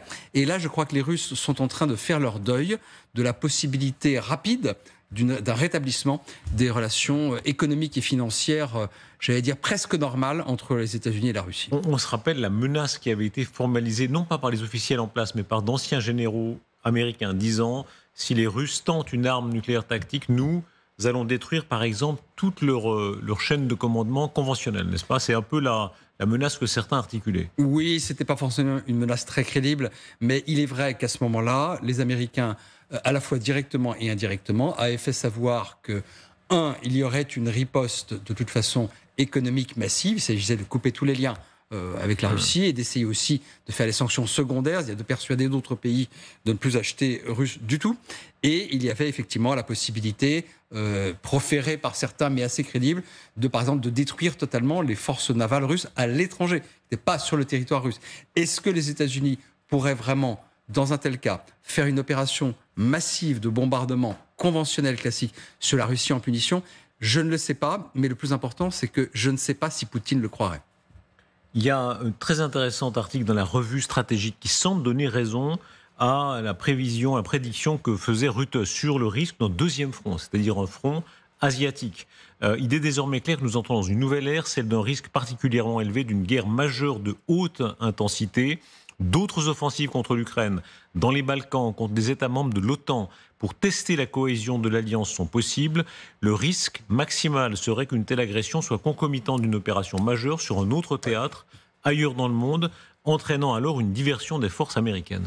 Oui, c'est un très vieux problème que les états-majors connaissent bien, que même en France on a beaucoup étudié, je peux même en témoigner personnellement depuis très longtemps, mais aujourd'hui ça a davantage de crédibilité que ça a été le cas il y a 10 ou 15 ans. Et là, je suis souvent en désaccord avec ce que dit Marc Couteux, qui est à mon avis beaucoup trop gentil avec Donald Trump, mais là, je dois dire qu'il n'a pas forcément tort d'avancer l'hypothèse suivante, à savoir si Xi Jinping décidait d'envahir Taïwan, il pourrait dire à Vladimir Poutine, ça m'arrangerait que tu fasses une petite diversion. Alors je ne crois pas du tout à l'attaque coordonnée façon pacte germano-soviétique. Bon, c'est pas ce genre de choses qui seraient en jeu. Mais Xi Jinping a suffisamment de moyens de pression sur Vladimir Poutine, alors que l'inverse n'est pas vrai, pour le persuader, voire lui forcer la main, à faire des petites provocations qui ne seraient pas forcément une grande attaque militaire, mais sur la Moldavie, sur les Balkans, autrement dit, pour nous occuper, entre guillemets, nous, Européens. On découvre quand même que même la puissance américaine, avec leurs 1000 milliards de dollars, je crois que c'est leur budget de la défense, la France aura 64 milliards en 2027. Oui, il ne faut pas mesurer l'effort de défense et les capacités militaires seulement avec la dépense. Enfin, ça compte, c'est quand même pas inintéressant. Et même eux n'ont pas des forces infinies et ils seraient en partie démunis s'il fallait se battre sur les deux fronts. Oui, parce que s'il faut effectivement défendre avec de bonnes chances de succès un allié de la zone dite Indo-Pacifique, le Japon, la Corée du Sud ou Taïwan, l'allié de fait, et en même temps participer à des opérations de dissuasion et de défense contre la Russie, eh bien c'est vrai qu'aujourd'hui cette capacité peut être mise en doute. Je découvrais Michel Goya me racontait les Kriegspiele qui ont lieu, disant peut-être que les Américains perdraient un porte-avions, 2 porte-avions face aux Chinois dans un pari. Alors la question de la vulnérabilité des porte-avions américains face à la Chine est une question très, très, très étudiée de près. On ne peut pas dire les porte-avions comme ça, on peut les dégommer, pardon l'expression, avec juste quelques missiles. C'est beaucoup plus compliqué que ça. Je ne sais pas si vous êtes déjà allé sur un porte-avions, Darius Rochemin, mais quand vous arrivez en hélicoptère, le porte-avions, il est tout petit. Hein, et puis ça bouge, ça peut bouger très vite. Donc ce n'est pas si facile que ça. Mais s'il y avait un conflit majeur entre l'Amérique et la Chine, il est à peu près certain qu'effectivement un certain nombre de grands bateaux américains, dont des porte-avions, seraient effectivement probablement perdus. Trump, tout à l'heure dans la conférence de presse, dit « Nous sommes devant tous les autres ». Il dit « Nous, SNLE, nos sous-marins nucléaires lanceurs d'engins sont les meilleurs du monde ». Alors c'est une Trump dans le Mais texte, Poutine dit la même chose. Alors, il y en a un des autres 14. Voilà. Lequel, est-ce que vraiment, comme le prétend Trump, ils ont 25 ans d'avance ? J'ai envie de vous dire que l'avance américaine, elle n'est pas tellement dans le domaine technologique, parce qu'aujourd'hui, les Chinois sont aussi bons dans le domaine militaire technologique. C'est surtout le fait que, pour le meilleur ou pour le pire, c'est un pays qui se bat sans arrêt depuis 75 ans. Ils sont aguerris. Ils sont aguerris, dans tous les sens du terme. Et ça compte beaucoup, y compris s'ils devaient un jour se trouver face à la Chine, qui ne s'est pas battue depuis 1979 contre le Vietnam. Alors c'était une petite guerre, mais même ça n'a pas laissé un très bon souvenir à l'Armée populaire de libération. Mais se peut-il qu'il soit dépassé ? Notre génération a vécu souvent avec une certaine hypocrisie. On aime bien critiquer les Américains, et en même temps, pour reprendre les mots un peu lèche-botte de Rutte, papa était là. Papa américain était là en cas de problème. Est-ce que se peut-il que papa ne soit plus si fort que ça ? S'il devait affronter simultanément les Russes et les Chinois. Oui, c'est possible, mais vous savez, vous connaissez bien, vous aimez l'histoire, Darius Rochemin, je le sais, vous aimez l'histoire de la guerre froide, vous la connaissez bien. Les doutes sur la capacité des États-Unis à faire face à 2 attaques soviétiques simultanées, par exemple, ils étaient extrêmement forts. Et nous avions, nous Européens, déjà des doutes sur la volonté et la capacité des Américains à le faire. Simplement, aujourd'hui, ce qui change, c'est qu'on a une armée extrêmement performante, celle de la Chine.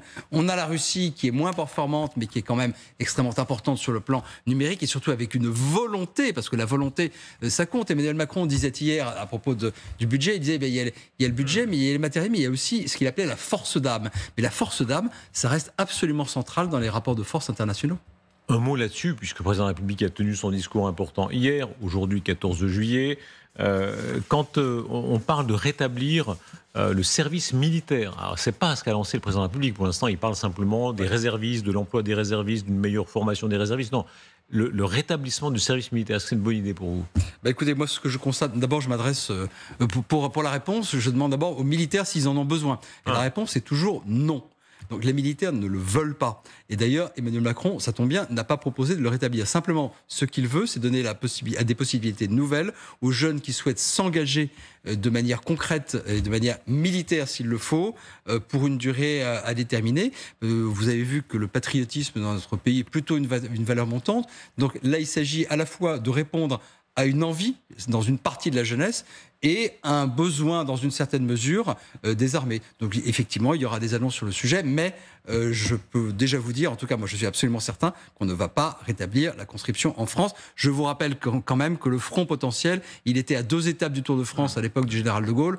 Aujourd'hui, il est quand même quasiment à un Tour de France. Ça fait une différence. Comment est-ce que vous comprenez le rapport de force tel qu'il est ? On vit ce moment incroyable où, malgré toute la puissance des États-Unis d'Amérique, la Russie ne s'arrête pas. De fait, c'est ce qui est en train de se passer sous nos yeux. Mais parce que la Russie n'a pas peur de l'Amérique. Parce que la Russie s'est persuadée, à tort ou à raison, que jamais l'Amérique interviendrait directement en soutien de l'Ukraine. Quand on voit que nous ne fermons même pas, nous collectivement les Occidentaux, nous ne fermons même pas le ciel ukrainien.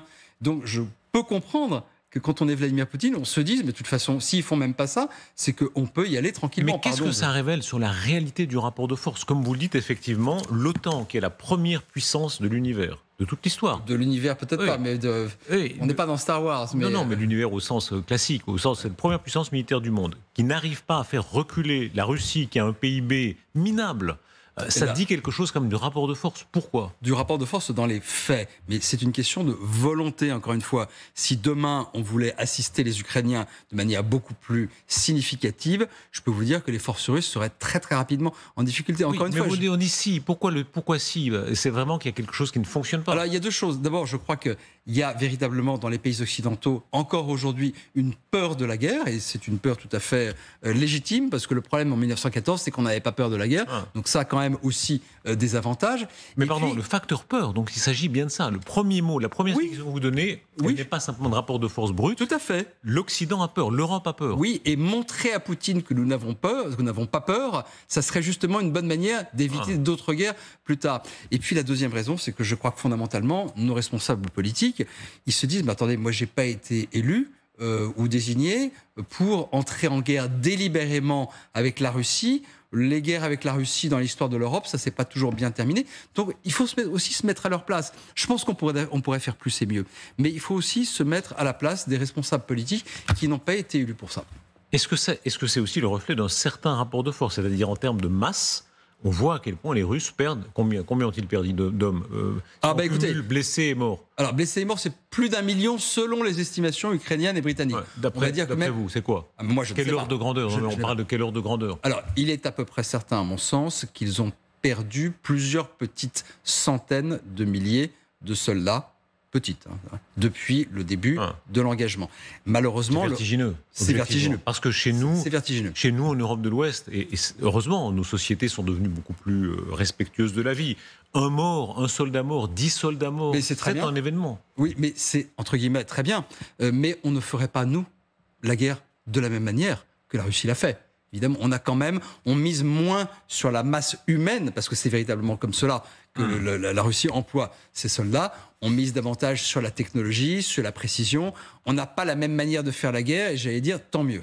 Merci beaucoup Bruno Tertrais. Je rappelle votre livre Pax Atomica, théorie, pratique, limite de la dissuasion. C'est chez Odile Jacob. Dans quelques instants, le colonel Michel Goya, Louis Gauthier, le général Michel Yakovlev, Samantha de Bendern, avec ses autres déclarations et surtout la réaction de Moscou. Comment, dans quelques instants, Moscou va-t-il réagir aux déclarations très offensives de Trump contre Poutine ? À tout de suite. Merci d'être avec nous. C'est l'heure de la rupture entre Trump et Poutine. Jusqu'où ira-t-elle ? Dans quelles conséquences militaires en particulier ? On va voir les réactions sur ce plateau. Écoutez d'abord cette autre déclaration de Donald Trump après sa rencontre après le secrétaire général de l'OTAN, quand il décrit par le menu comment il est rentré chez lui et son épouse Melania lui a dit « J'ai vu à la télévision les bombardements » et c'est cette scène qui l'aurait fait changer d'avis. Écoutez.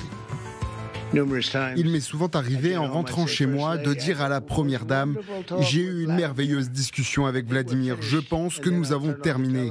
Et puis, j'allume la télévision et elle me dit « Waouh, c'est étrange parce qu'ils viennent de bombarder une maison de retraite ».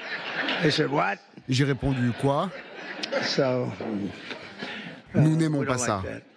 Vos réactions sur ce plateau, d'un mot chacun, ce que cette scène dit d'abord de Trump, de la situation, peut-être du renversement de situation. Général Yakovlev.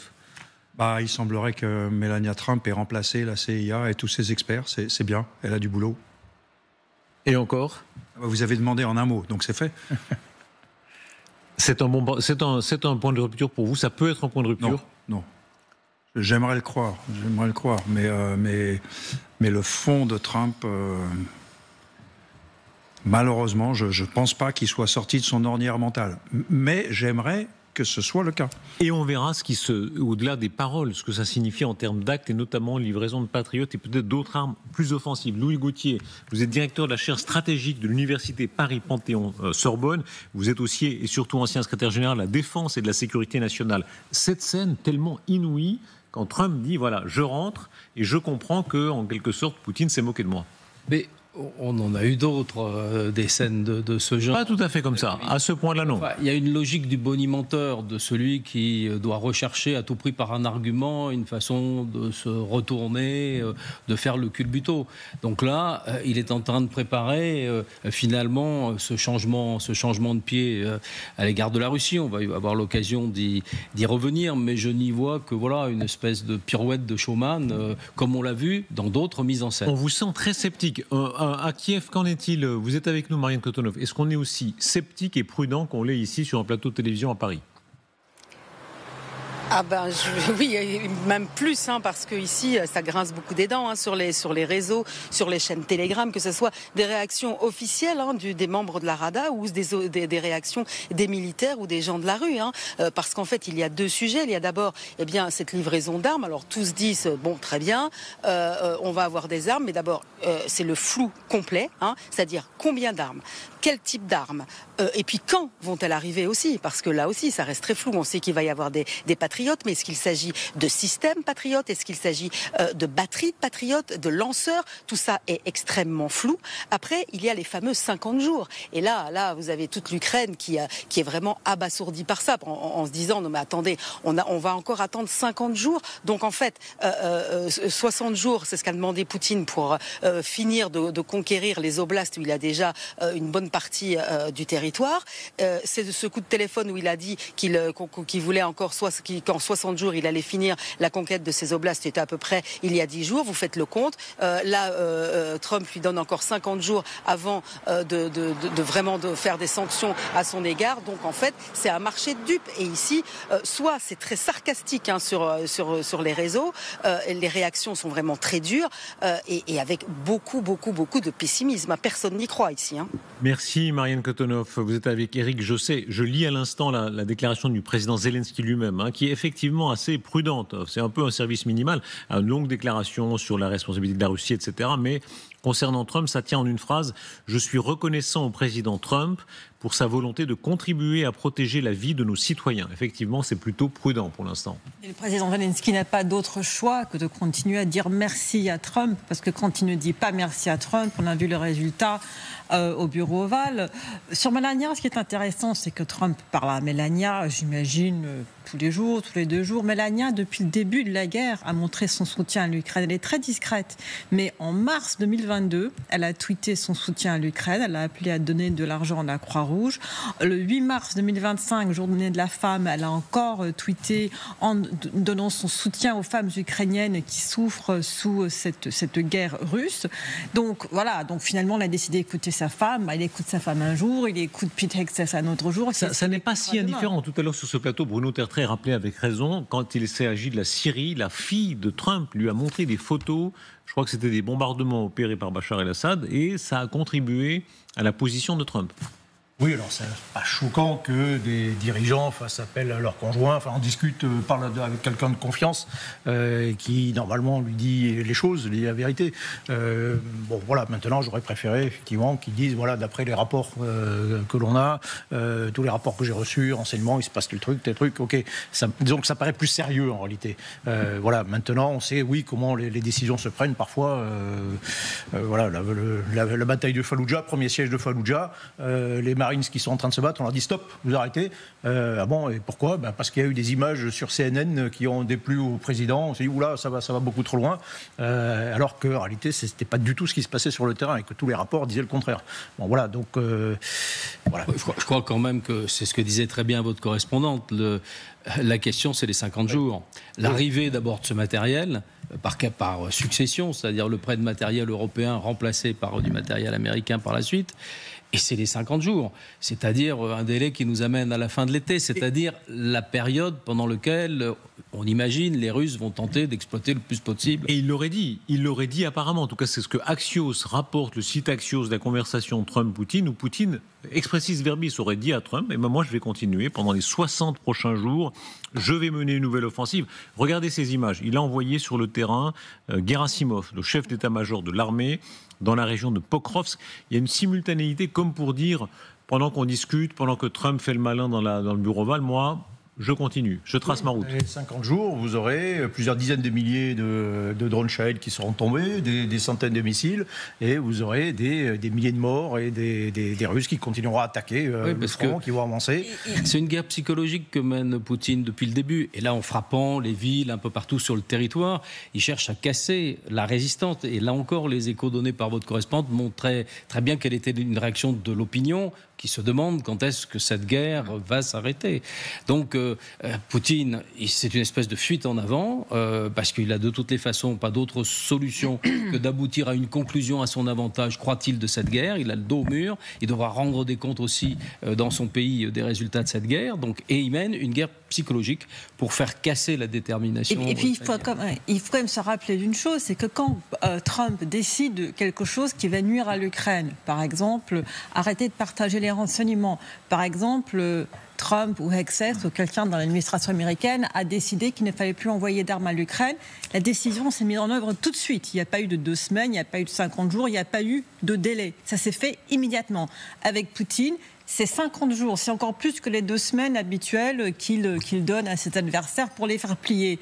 Et puis, pourquoi est-ce que ce 50 jours est important? Pourquoi est-ce que Poutine a parlé de 60 jours? Parce que quand on arrive début septembre, surtout à l'est de l'Ukraine, on va commencer à avoir plus de pluie, plus de boue, plus de difficultés à avancer sur le front. Donc cet été est crucial. Et donc Trump est en train de dire, en fait, voilà, tu peux continuer à grignoter un peu de territoire, tu peux continuer à bombarder les villes ukrainiennes, on verra dans 50 jours ce qui se passe. C'est quand même pas le ton de ce qu'il a dit. Là, vous êtes très sceptique. Non, c'est pas le ton de ce qu'il a dit. Mais on a l'impression que vous détestez tellement Trump que même quand il prend... C'est pas le ton de ce qu'il a dit, c'est le résultat. On est le soir où Trump a des propos extrêmement durs sur Poutine. Dur sur Poutine? Oui, il a dit... Attendez, l'Union européenne, qui n'a bombardé personne, à ce que je sache, on a des droits de douane de 30% qui risquent de nous tomber dessus dans 2 semaines.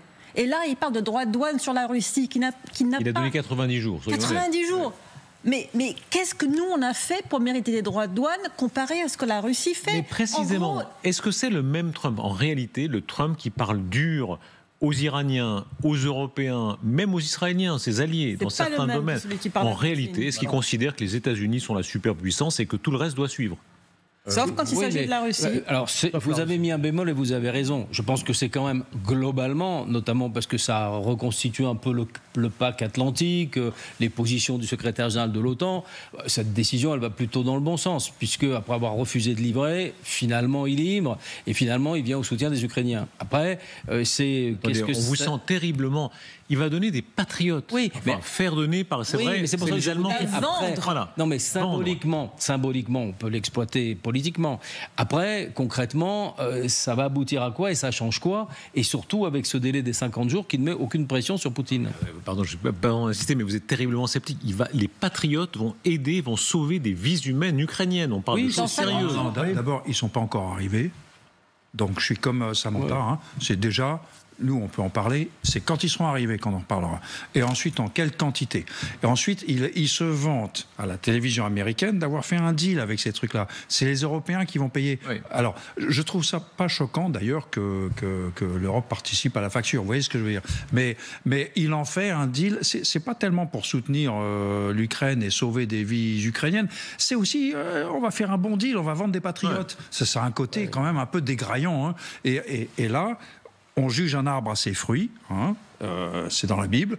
Donc là, on jugera Trump à ses fruits. Quand les patriotes et autres, et missiles de longue portée dont les Ukrainiens ont besoin, quand les armes qu'ils réclament seront là en quantité significative, ce jour-là, on pourra dire Trump a changé de pied. Écoutez précisément sa déclaration sur les armes, et vous avez raison de le rappeler, c'est une sorte de pirouette financière. Il dit bien, le citoyen, le contribuable américain ne va pas débourser un sou. Hein. C'est le contribuable européen qui va payer pour que ces patriotes soient amenés en Ukraine. Je trouve pas ça choquant, mais c'est de s'en vanter qui est un peu... Oui, mais il est obligé, là encore, de faciliter son changement de pied. C'est pour ça que je suis complètement d'accord avec les arguments qui sont donnés. On attendra de voir les livraisons, si elles seront suivies par des capacités offensives.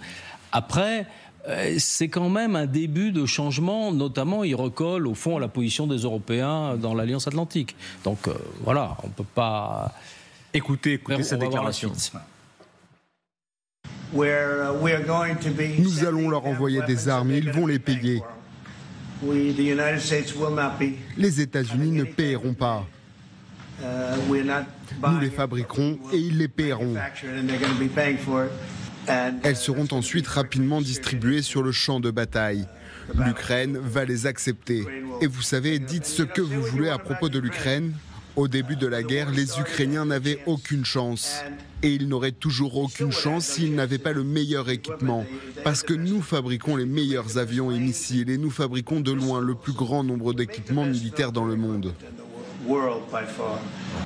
Est-ce qu'il a raison quand il dit en réalité, on fait souvent les malins en Europe, mais ce sont les États-Unis qui ont donné l'essentiel de la survie de l'Ukraine? Est-ce que c'est vrai? C'est en partie vrai, c'est pas les 350 milliards qu'il évoque à chaque fois, c'est le tiers de la somme. Mais c'est vrai que les Américains ont livré, lui d'ailleurs, dans son premier mandat, Javelin, etc., surtout évidemment du temps de l'administration démocrate. Et c'est pour ça qu'il est obligé d'accommoder un peu le récit qu'il a fait lui-même de toute cette question ukrainienne.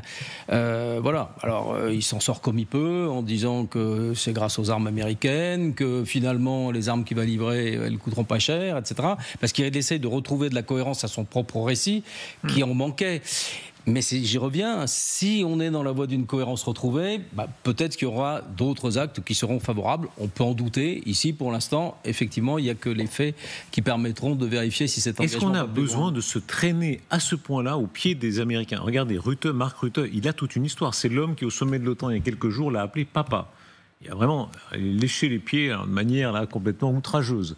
Et là, il est encore là. D'ailleurs, Trump lui a renvoyé l'ascenseur. Il lui dit « Vous êtes une étoile ». Bon. Est-ce qu'on est obligé de faire ça? Je crois qu'on est un peu obligé de faire ça aujourd'hui. Oui, malheureusement, c'est très gênant en tant qu'Européen. C'est très gênant de voir Mark Rutte être là à dire Trump, vous êtes absolument magnifique, grâce à vous. Regardez là, la suprême élégance de l'anglaise Samantha de Bendern, c'est très gênant. C'est l'understatement. Oui, c'est gênant. Oui. C'est gênant de devoir se comporter comme ça. Rutte, je ne sais pas quelle est sa vraie position. Si quand il rentre chez lui, il est en train de dire « Mon Dieu, j'ai encore dû me comporter comme un sage devant cet homme ». C'est comme dans Louis de Funès dans le grand restaurant. Il se regarde dans la glace et il dit « Tu n'as pas honte ». mais je voudrais juste par rapport à ce que Trump a dit aujourd'hui, aux annonces de Trump, il y a une réaction qui est très parlante. C'est celle de la bourse de Moscou, qui a fait un bond en fin de journée, parce que les moscovites s'attendaient à bien pire. Ils s'attendaient à des droits de douane immédiats et beaucoup plus importants, et s'attendaient à des livraisons d'armes beaucoup plus importantes et plus concrètes. Si on veut comprendre le vrai impact de Trump, il y a la bourse ment rarement. Donc il donne sa chance, c'est ça, il donne sa chance à Poutine, il donne une dernière chance. Oui. Une nouvelle fois. Une cinquième fois. Oui. C'est le même qui se vantait d'avoir menacé Poutine de bombardement s'il attaquait l'Ukraine, etc. De bombardement immédiat. Et c'est le même qui, 5 fois de suite, dit bon, c'est pas bien, mais... Bon, on va attendre un petit peu. Qui dit que dans 50 jours, les Russes ne vont pas sortir une carte? Lavrov va arriver et dire bon allez, on va proposer de négocier, on va proposer un nouveau round de négociation. On est prêt à faire des choses et ça va faire retomber encore le soufflet. Les Russes vont encore gagner du temps et on repart sur autre chose. Maintenant, oui, alors l'accord sur ces armes, alors c'est comme aux échecs, hein, c'est un système de rock. On fait une pièce remplace l'autre, mais le matériel américain en vendu aux Européens, et les Européens auront le droit de le fournir aux Ukrainiens. On parle d'une enveloppe de 10 milliards. Axios parlait de 10 milliards, ce qui n'est pas négligeable. Hein. C'est un vrai soutien aux Ukrainiens, incontestablement, mais ça va prendre un temps fou au passage. Et on va se mettre d'accord. Donc on est en train de faire des exportations. Enfin, ça prend un temps considérable. Et sur cette séquence, vous avez sans doute raison, il est obligé d'accommoder la situation, Macron. La question, c'est est-ce qu'il est dupe et d'autres Européens sont dupes? Probablement pas, ils sont des gens intelligents. Mais est-ce que ça donne des raisons ou des excuses pour continuer à s'aveugler sur la situation de notre continent et sur la nécessité de réellement construire, en tant qu'Européens, des réponses de sécurité, notamment face à la Russie, mais plus globalement pour assurer un rapport de force, pour renverser le rapport de force, et pas seulement vis-à-vis de la Russie, qui rétablissent les Européens dans des droits, dans la défense de leurs intérêts stratégiques, économiques, politiques, commerciaux. Parlons plus exactement des patriotes. Hein. Comprenons bien comment fonctionnent ces patriotes, puisque pour l'instant, c'est l'aspect très concret de ce que Trump va donner aux Ukrainiens, ou plutôt vendre. On comprend bien que c'est cette nuance-là. Expliquez-nous.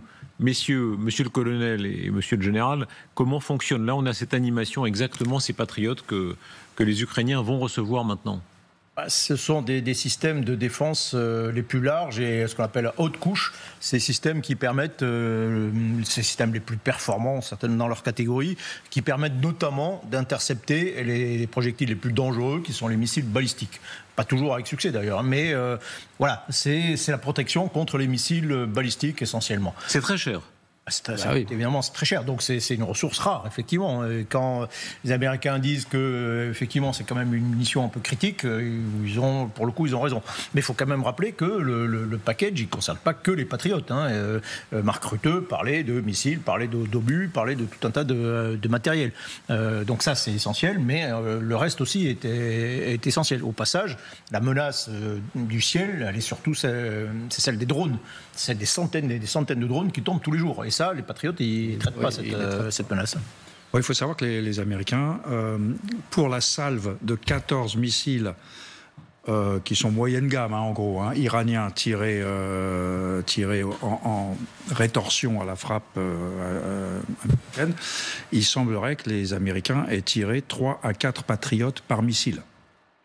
Donc en fait, quand on dit le Patriote, c'est 4 millions de dollars l'unité, et quand on veut se donner toutes les chances d'intercepter un missile russe dans des configurations un peu compliquées, c'est pas un missile pour un missile, c'est 2, 3, voire pire. Attendez, ça veut dire qu'on dépense 12 millions pour arrêter un missile? Oui. Oui, c'est ça l'arithmétique financière de la guerre. Et l'industrie américaine produit, elle est en train de monter en production, mais elle en produit environ 600 par an, des missiles, pour l'Amérique. Et c'est pour ça que effectivement, ils comptent les missiles. Surtout qu'ils en ont donné beaucoup aux Israéliens, c'est vrai. Mais moyennant quoi, ils ont quand même un petit peu de stock. Et Trump, quand il se vante de tout l'argent que l'Amérique a donné, il oublie que lui, pendant 6 mois, il a bloqué, il n'était pas élu, il a bloqué au Congrès pendant 6 mois les 60 milliards que Biden voulait donner. Donc il a engueulé Biden, il a insulté Biden, pour être plus précis, sur toute son aide à l'Ukraine, que vous savez bien que j'ai toujours trouvé trop calibrée, trop fine déjà au départ, ça c'est le choix de Biden. Mais Trump qui se pose aujourd'hui, qui rappelle combien l'Amérique a donné, ce qui est factuel, il oublie de dire que lui a tout fait pour qu'elle donne beaucoup moins. Sur la gravité de la situation générale, vous dites qu'en réalité, l'urgence pour les États-Unis, c'est d'abord de protéger leur propre ville. À leur propre ville, non, je ne crois pas. Ici, ils produisent 600 patriotes. C'est plutôt leurs armées déployées en opération ou venir au soutien d'armées alliées. C'est quand même un signe. Là aussi, il faut mettre des marqueurs un peu positifs. C'est quand même un signal dans la dimension stratégique de la guerre, ce réengagement des patriotes américains. Mais évidemment, sur le terrain, les combats de tranchées, et puis sur cette bataille psychologique à partir de drones, c'est inopérant. Non, oui, exactement. Au passage, les patriotes font partie du système, le dôme doré, enfin, ce système de défense antimissile américain. Vous avez plusieurs couches, et les patriotes, c'est la dernière couche du système.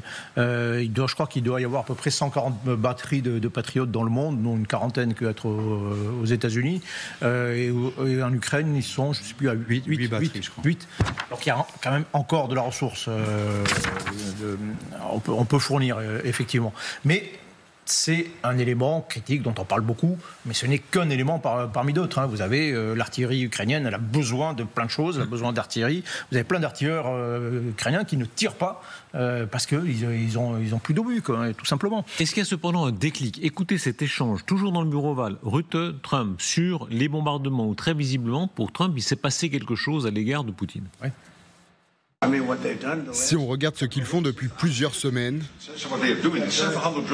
ils envoient des centaines de drones par jour, des missiles, ils bombardent des villes. Ce n'est pas pour des objectifs militaires, il s'agit simplement de créer la panique, de frapper les gens dans leur sommeil, de frapper les villes. C'est vraiment terrible. Et cela signifie que beaucoup de gens perdent la vie. Ils sont en train de détruire l'électricité. Il faudra des années pour la reconstruire. Ce sera le prochain problème. Mais cela va prendre beaucoup de temps. De nombreuses villes sont réduites à néant. Beaucoup de gens sont partis, mais beaucoup sont restés. C'est incroyable qu'ils restent, sachant qu'un missile pourrait frapper leur appartement. C'est incroyable de voir ce qui arrive aux gens. Tant de personnes sont tuées. Cette administration Trump est-elle quand même en train de changer? Regardez Kellogg, son envoyé spécial. Il était aujourd'hui à Kiev. Il s'est rendu, il a manifesté un certain soutien. Regardez, il embrasse le patron de l'administration présidentielle, Yermak. Et voilà, cette administration, très visiblement, se rapproche des Ukrainiens. Alors Kellogg a toujours été relativement proche des Ukrainiens. On a remarqué que Kellogg n'était pas présent, par exemple, au pourparlers de paix qui a eu lieu en Arabie Saoudite, puisque les Russes ne le voulaient pas. Ils disaient cet homme est trop proche des Ukrainiens et trop pro-ukrainien. Donc Kellogg, mais le problème, c'est que Kellogg n'a presque pas de voix. À la Maison-Blanche, Trump n'a pas vraiment l'air de prendre en compte ce que dit Kellogg. Donc oui, c'est très important pour les Ukrainiens de voir ce soutien, mais que représente Kellogg? Qui représente Kellogg? Ça, c'est la question. Pour le moment, on a vu que celui qui représente vraiment les intérêts de Trump et qui arrive à vraiment avoir l'oreille de Trump, c'est Steve Witkoff, qui était d'ailleurs aujourd'hui à la Maison-Blanche, comme Trump l'a signalé pendant sa conversation avec Rutte. Donc, est-ce qu'il y a un changement? Oui. Alors le changement, c'est qu'on ne s'attend plus à ce que les Américains lâchent l'Ukraine tout de suite. Ça, c'est déjà pas mal par rapport à où on était il y a à peu près un mois. Et surtout par rapport à où on était après la visite de Zelensky à la Maison-Blanche. Mais est-ce qu'on est au même niveau qui était déjà insuffisant de l'époque Biden? Personnellement, je ne le crois pas encore. Vit-on un moment où l'Europe de l'Ouest mesure à quel point Poutine ne veut pas s'arrêter du tout? Et il va falloir faire un effort, c'est le sens du discours du président de la République hier soir. Aujourd'hui, 14 juillet, donner une masse supplémentaire aux armées en cas de crise, à la jeunesse l'occasion de servir. La France envisage-t-elle d'instaurer un service militaire volontaire face à l'aggravation des menaces? Alors c'était le défilé tout à l'heure. On va rappeler une image d'archive, c'est quand vous défiliez, colonel Goya. Voilà, dites-nous l'image qui va suivre. Ma collègue Mélina va la passer, voilà. Alors c'est tellement ancien, regardez, 1990. Oui, il a fallu coloriser. Où est-ce que vous êtes? Je suis sous le drapeau. C'est vous qui portez le drapeau là? Oui. J'ai l'honneur de porter le drapeau de l'école militaire interarmes. Voilà, donc les archéologues de TF1 ont retrouvé ces images. Ils ont colorisé probablement. Ils ont mis les. Mais non, ils n'ont pas colorisé. Mais non, n'exagérez pas. Non, mais ça me touche. Mais bon, le général Yakovlev. J'ai porté le drapeau de Saint-Cyr en 82. Voilà. À l'époque. Première de Mitterrand. C'était pour. La deuxième. Vous fêtiez l'arrivée au pouvoir de Mitterrand? Non. Pas tout à fait. Pas. Je vous taquine. On est là où on doit être. Puis là, à l'époque, il y avait combien de troupes françaises?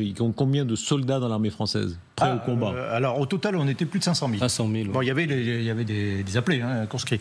Mais pour l'armée de terre brute, j'ai calculé qu'on pouvait mobiliser, déployer en quelques jours 85 régiments de combat. infanterie, blindés, hélicoptères d'attaque. Ça, c'était encore une année avant la chute de l'Union soviétique. Vous dites Exactement. qu'il y avait près de 500 000 hommes. Demi-million d'hommes étaient prêts au combat. On avait trois corps d'armée qui étaient des vrais corps d'armée complets. Là, on a fait défiler une brigade blindée. Une brigade blindée, on en a deux. On a deux et la 7. En 1989, on avait 6 divisions blindées. Il nous reste 220 chars Leclerc. Quand je suis rentré dans l'armée, on en avait combien 1600 1200 AMX-30. Voilà. Donc on est passé, attendez, on est passé de combien à combien? On a divisé. Non mais attendez, si on est passé de 500 000 à aujourd'hui combien? On est à 200 000. 200 000. Voilà, en gros, on a divisé par 2 l'armée de l'air et la marine et par 3 l'armée de terre. Est-ce que ça veut dire qu'il faudrait revenir au niveau hanté? Les deux, parce que d'une certaine manière, cette armée elle était très volumineuse, mais pour un contrat opérationnel d'une armée de garde face à l'Est. Elle était inefficace au moment de la guerre du Golfe, quand il a fallu sortir de 190 unités de l'armée de terre les moyens pour faire cette opération, et notamment les 12 000 hommes de l'opération Daguet. Donc on a vécu après cette séquence, la séquence immédiatement postérieure à la guerre froide, qui a créé une armée de projection, une armée d'intervention. Et aujourd'hui, on est à l'amorce d'un troisième cycle qui fait qu'on a bien compris, après le Sahel, etc., les enjeux le plus important, c'est la sécurité collective des Européens, rétablir un rapport de force en Europe, dans sa périphérie. Avec quel degré d'urgence? Est-ce que ça a été une folie de suspendre le service militaire obligatoire? Écoutez Chirac. Chirac qui en fait l'annonce, c'était 96. 95, et c'est le gouvernement de gauche qui le vote en 97. Écoutez-le. Je propose donc que le service national que nous connaissons aujourd'hui soit supprimé dès le 1er janvier 1997 et qu'il cède la place à des volontariats, tout en maintenant le principe d'un rendez-vous entre la nation et sa jeunesse. Faut-il rétablir le service militaire? Le vrai, pas des choses entre deux. Attendez. Oui ou non, j'aimerais bien vos avis sur le sujet, l'un après l'autre. Oui, au passage, quand on décide de professionnaliser complètement, le plan 2015, c'est de dire on doit être capable de projeter 60 000 soldats. 60 000, puis 30 000. Et puis c'est devenu 30 000, puis c'est devenu 15 000. Bon. Maintenant, le service militaire, pourquoi pas? Mais dans ce cas-là, nous appeler, est-ce on va les envoyer en Lituanie? Est-ce qu'on va les envoyer garder les pays baltes? Est-ce qu'on va envoyer une brigade complète avec des appelés en Roumanie? Si c'est le cas, effectivement, on aura augmenté les capacités militaires, on a augmenté le volume. Si on dit non, les appelés, ils ne sortent pas du territoire national et on n'envoie que des soldats professionnels. Et pourquoi pas? Le général Richoux dit souvent, on sous-estime les appelés. Parfois, les appelés sont des combattants aussi valeureux que les soldats de métier. Bien sûr, j'ai été dans les régiments d'appelés, il n'y a pas de problème. Non, c'est pas ça le problème. C'est qu'on n'envoie pas. Depuis l'expédition de Madagascar de 1895, où des appelés sont morts par milliers de maladies, on n'en voit plus d'appelés dans les opérations au loin. Et donc voilà, on est toujours sur ce schéma. Donc c'est la question que je pose. Si vous envoyez des régiments d'appelés pour garder les pays de l'Est, pourquoi pas? Si on dit non, surtout pas, dans ce cas-là, on aura absorbé une quantité phénoménale de ressources pour encadrer ces gens-là, les équiper, et les nourrir, les loger, etc., au détriment du reste. En réalité, notre capacité de projection, ce sera réduite. Samantha. Je fasse attention à ma réponse, parce qu'il y a peut-être mon fils qui me regarde, mais je dirais pourquoi pas. Pourquoi pas? Parce que finalement, est-ce qu'on va avoir le choix? À quoi ça va servir de se réarmer s'il n'y a personne pour utiliser ces armes? Après, il y a toujours la question, c'est de savoir quelle sera la capacité, et en termes d'hommes ou de femmes, donc peut-être que ma fille me regarde aussi, et la capacité à les armer et à les former. Mais peut-être qu'on sera bien obligé de passer par ça. Général Yakovlev. Alors moi qui ai été appelé, j'étais de la 76-12, donc à l'époque on disait pète ton score, etc. Donc moi je suis pour le rétablissement du service militaire, mais pas celui que j'ai connu, le service de papa, si j'ose dire. Il y a eu un excellent rapport de l'Institut des hautes études de défense nationale il y a 2 ans sur les conditions dans lesquelles on pourrait rétablir le service national, service militaire, obligatoire, mais sélectif, comme les Suédois.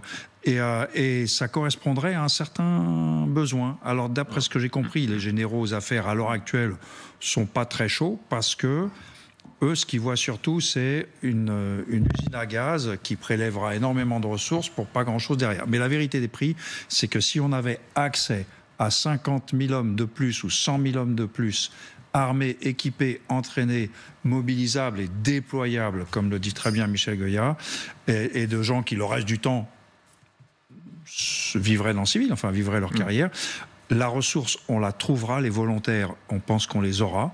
Et c'est une question d'organisation et de... Ça s'appelle des réservistes. Moi, je dirais pourquoi pas, mais pourquoi faire? L'important, c'est finalement le contrat opérationnel des armées et quelle est la participation de la France, non pas simplement dans un cadre national, mais dans un cadre européen où là, il y a pratiquement 2 millions d'hommes sous les drapeaux. Donc je pense qu'il y a un réengagement. Je pense qu'il y a une nécessité de mobiliser mieux la société civile et les ressources de la société civile. Vous êtes pour ou contre, oui ou non, le rétablissement du service militaire? Mais rétablir le service militaire, c'est le rétablir pour une génération, c'est-à-dire 800 000 jeunes gens et jeunes femmes qu'il faut encadrer, qu'il faut former, qu'il faut équiper. C'est une affaire de plusieurs milliards d'euros par an, au minimum. C'est les chiffrages du rapport du Sénat et de la Cour des comptes. Donc, je veux dire, c'est pour ça que je disais pourquoi pas. Mais on voit bien qu'en réalité, on veut traiter des questions différentes. Une question d'efficacité militaire, une question... Un mot encore. Oui, parce que Louis Gauthier disait quelque chose de très fort et très juste. Et j'ai oublié, j'avais donné une réponse trop techno. Nous sommes dans une guerre psychologique. Psychologiquement, si le président de la République dit « je rétablis le service militaire », alors après, en réalité, ce sera un petit effectif, sélectif, etc. Mais le geste politique de dire « la France est dans un nouveau monde », ce que Louis Gauthier appelait la troisième génération, nous entrons réellement dans la troisième génération de l'armée depuis la Deuxième Guerre mondiale, ça c'est un geste politique fort.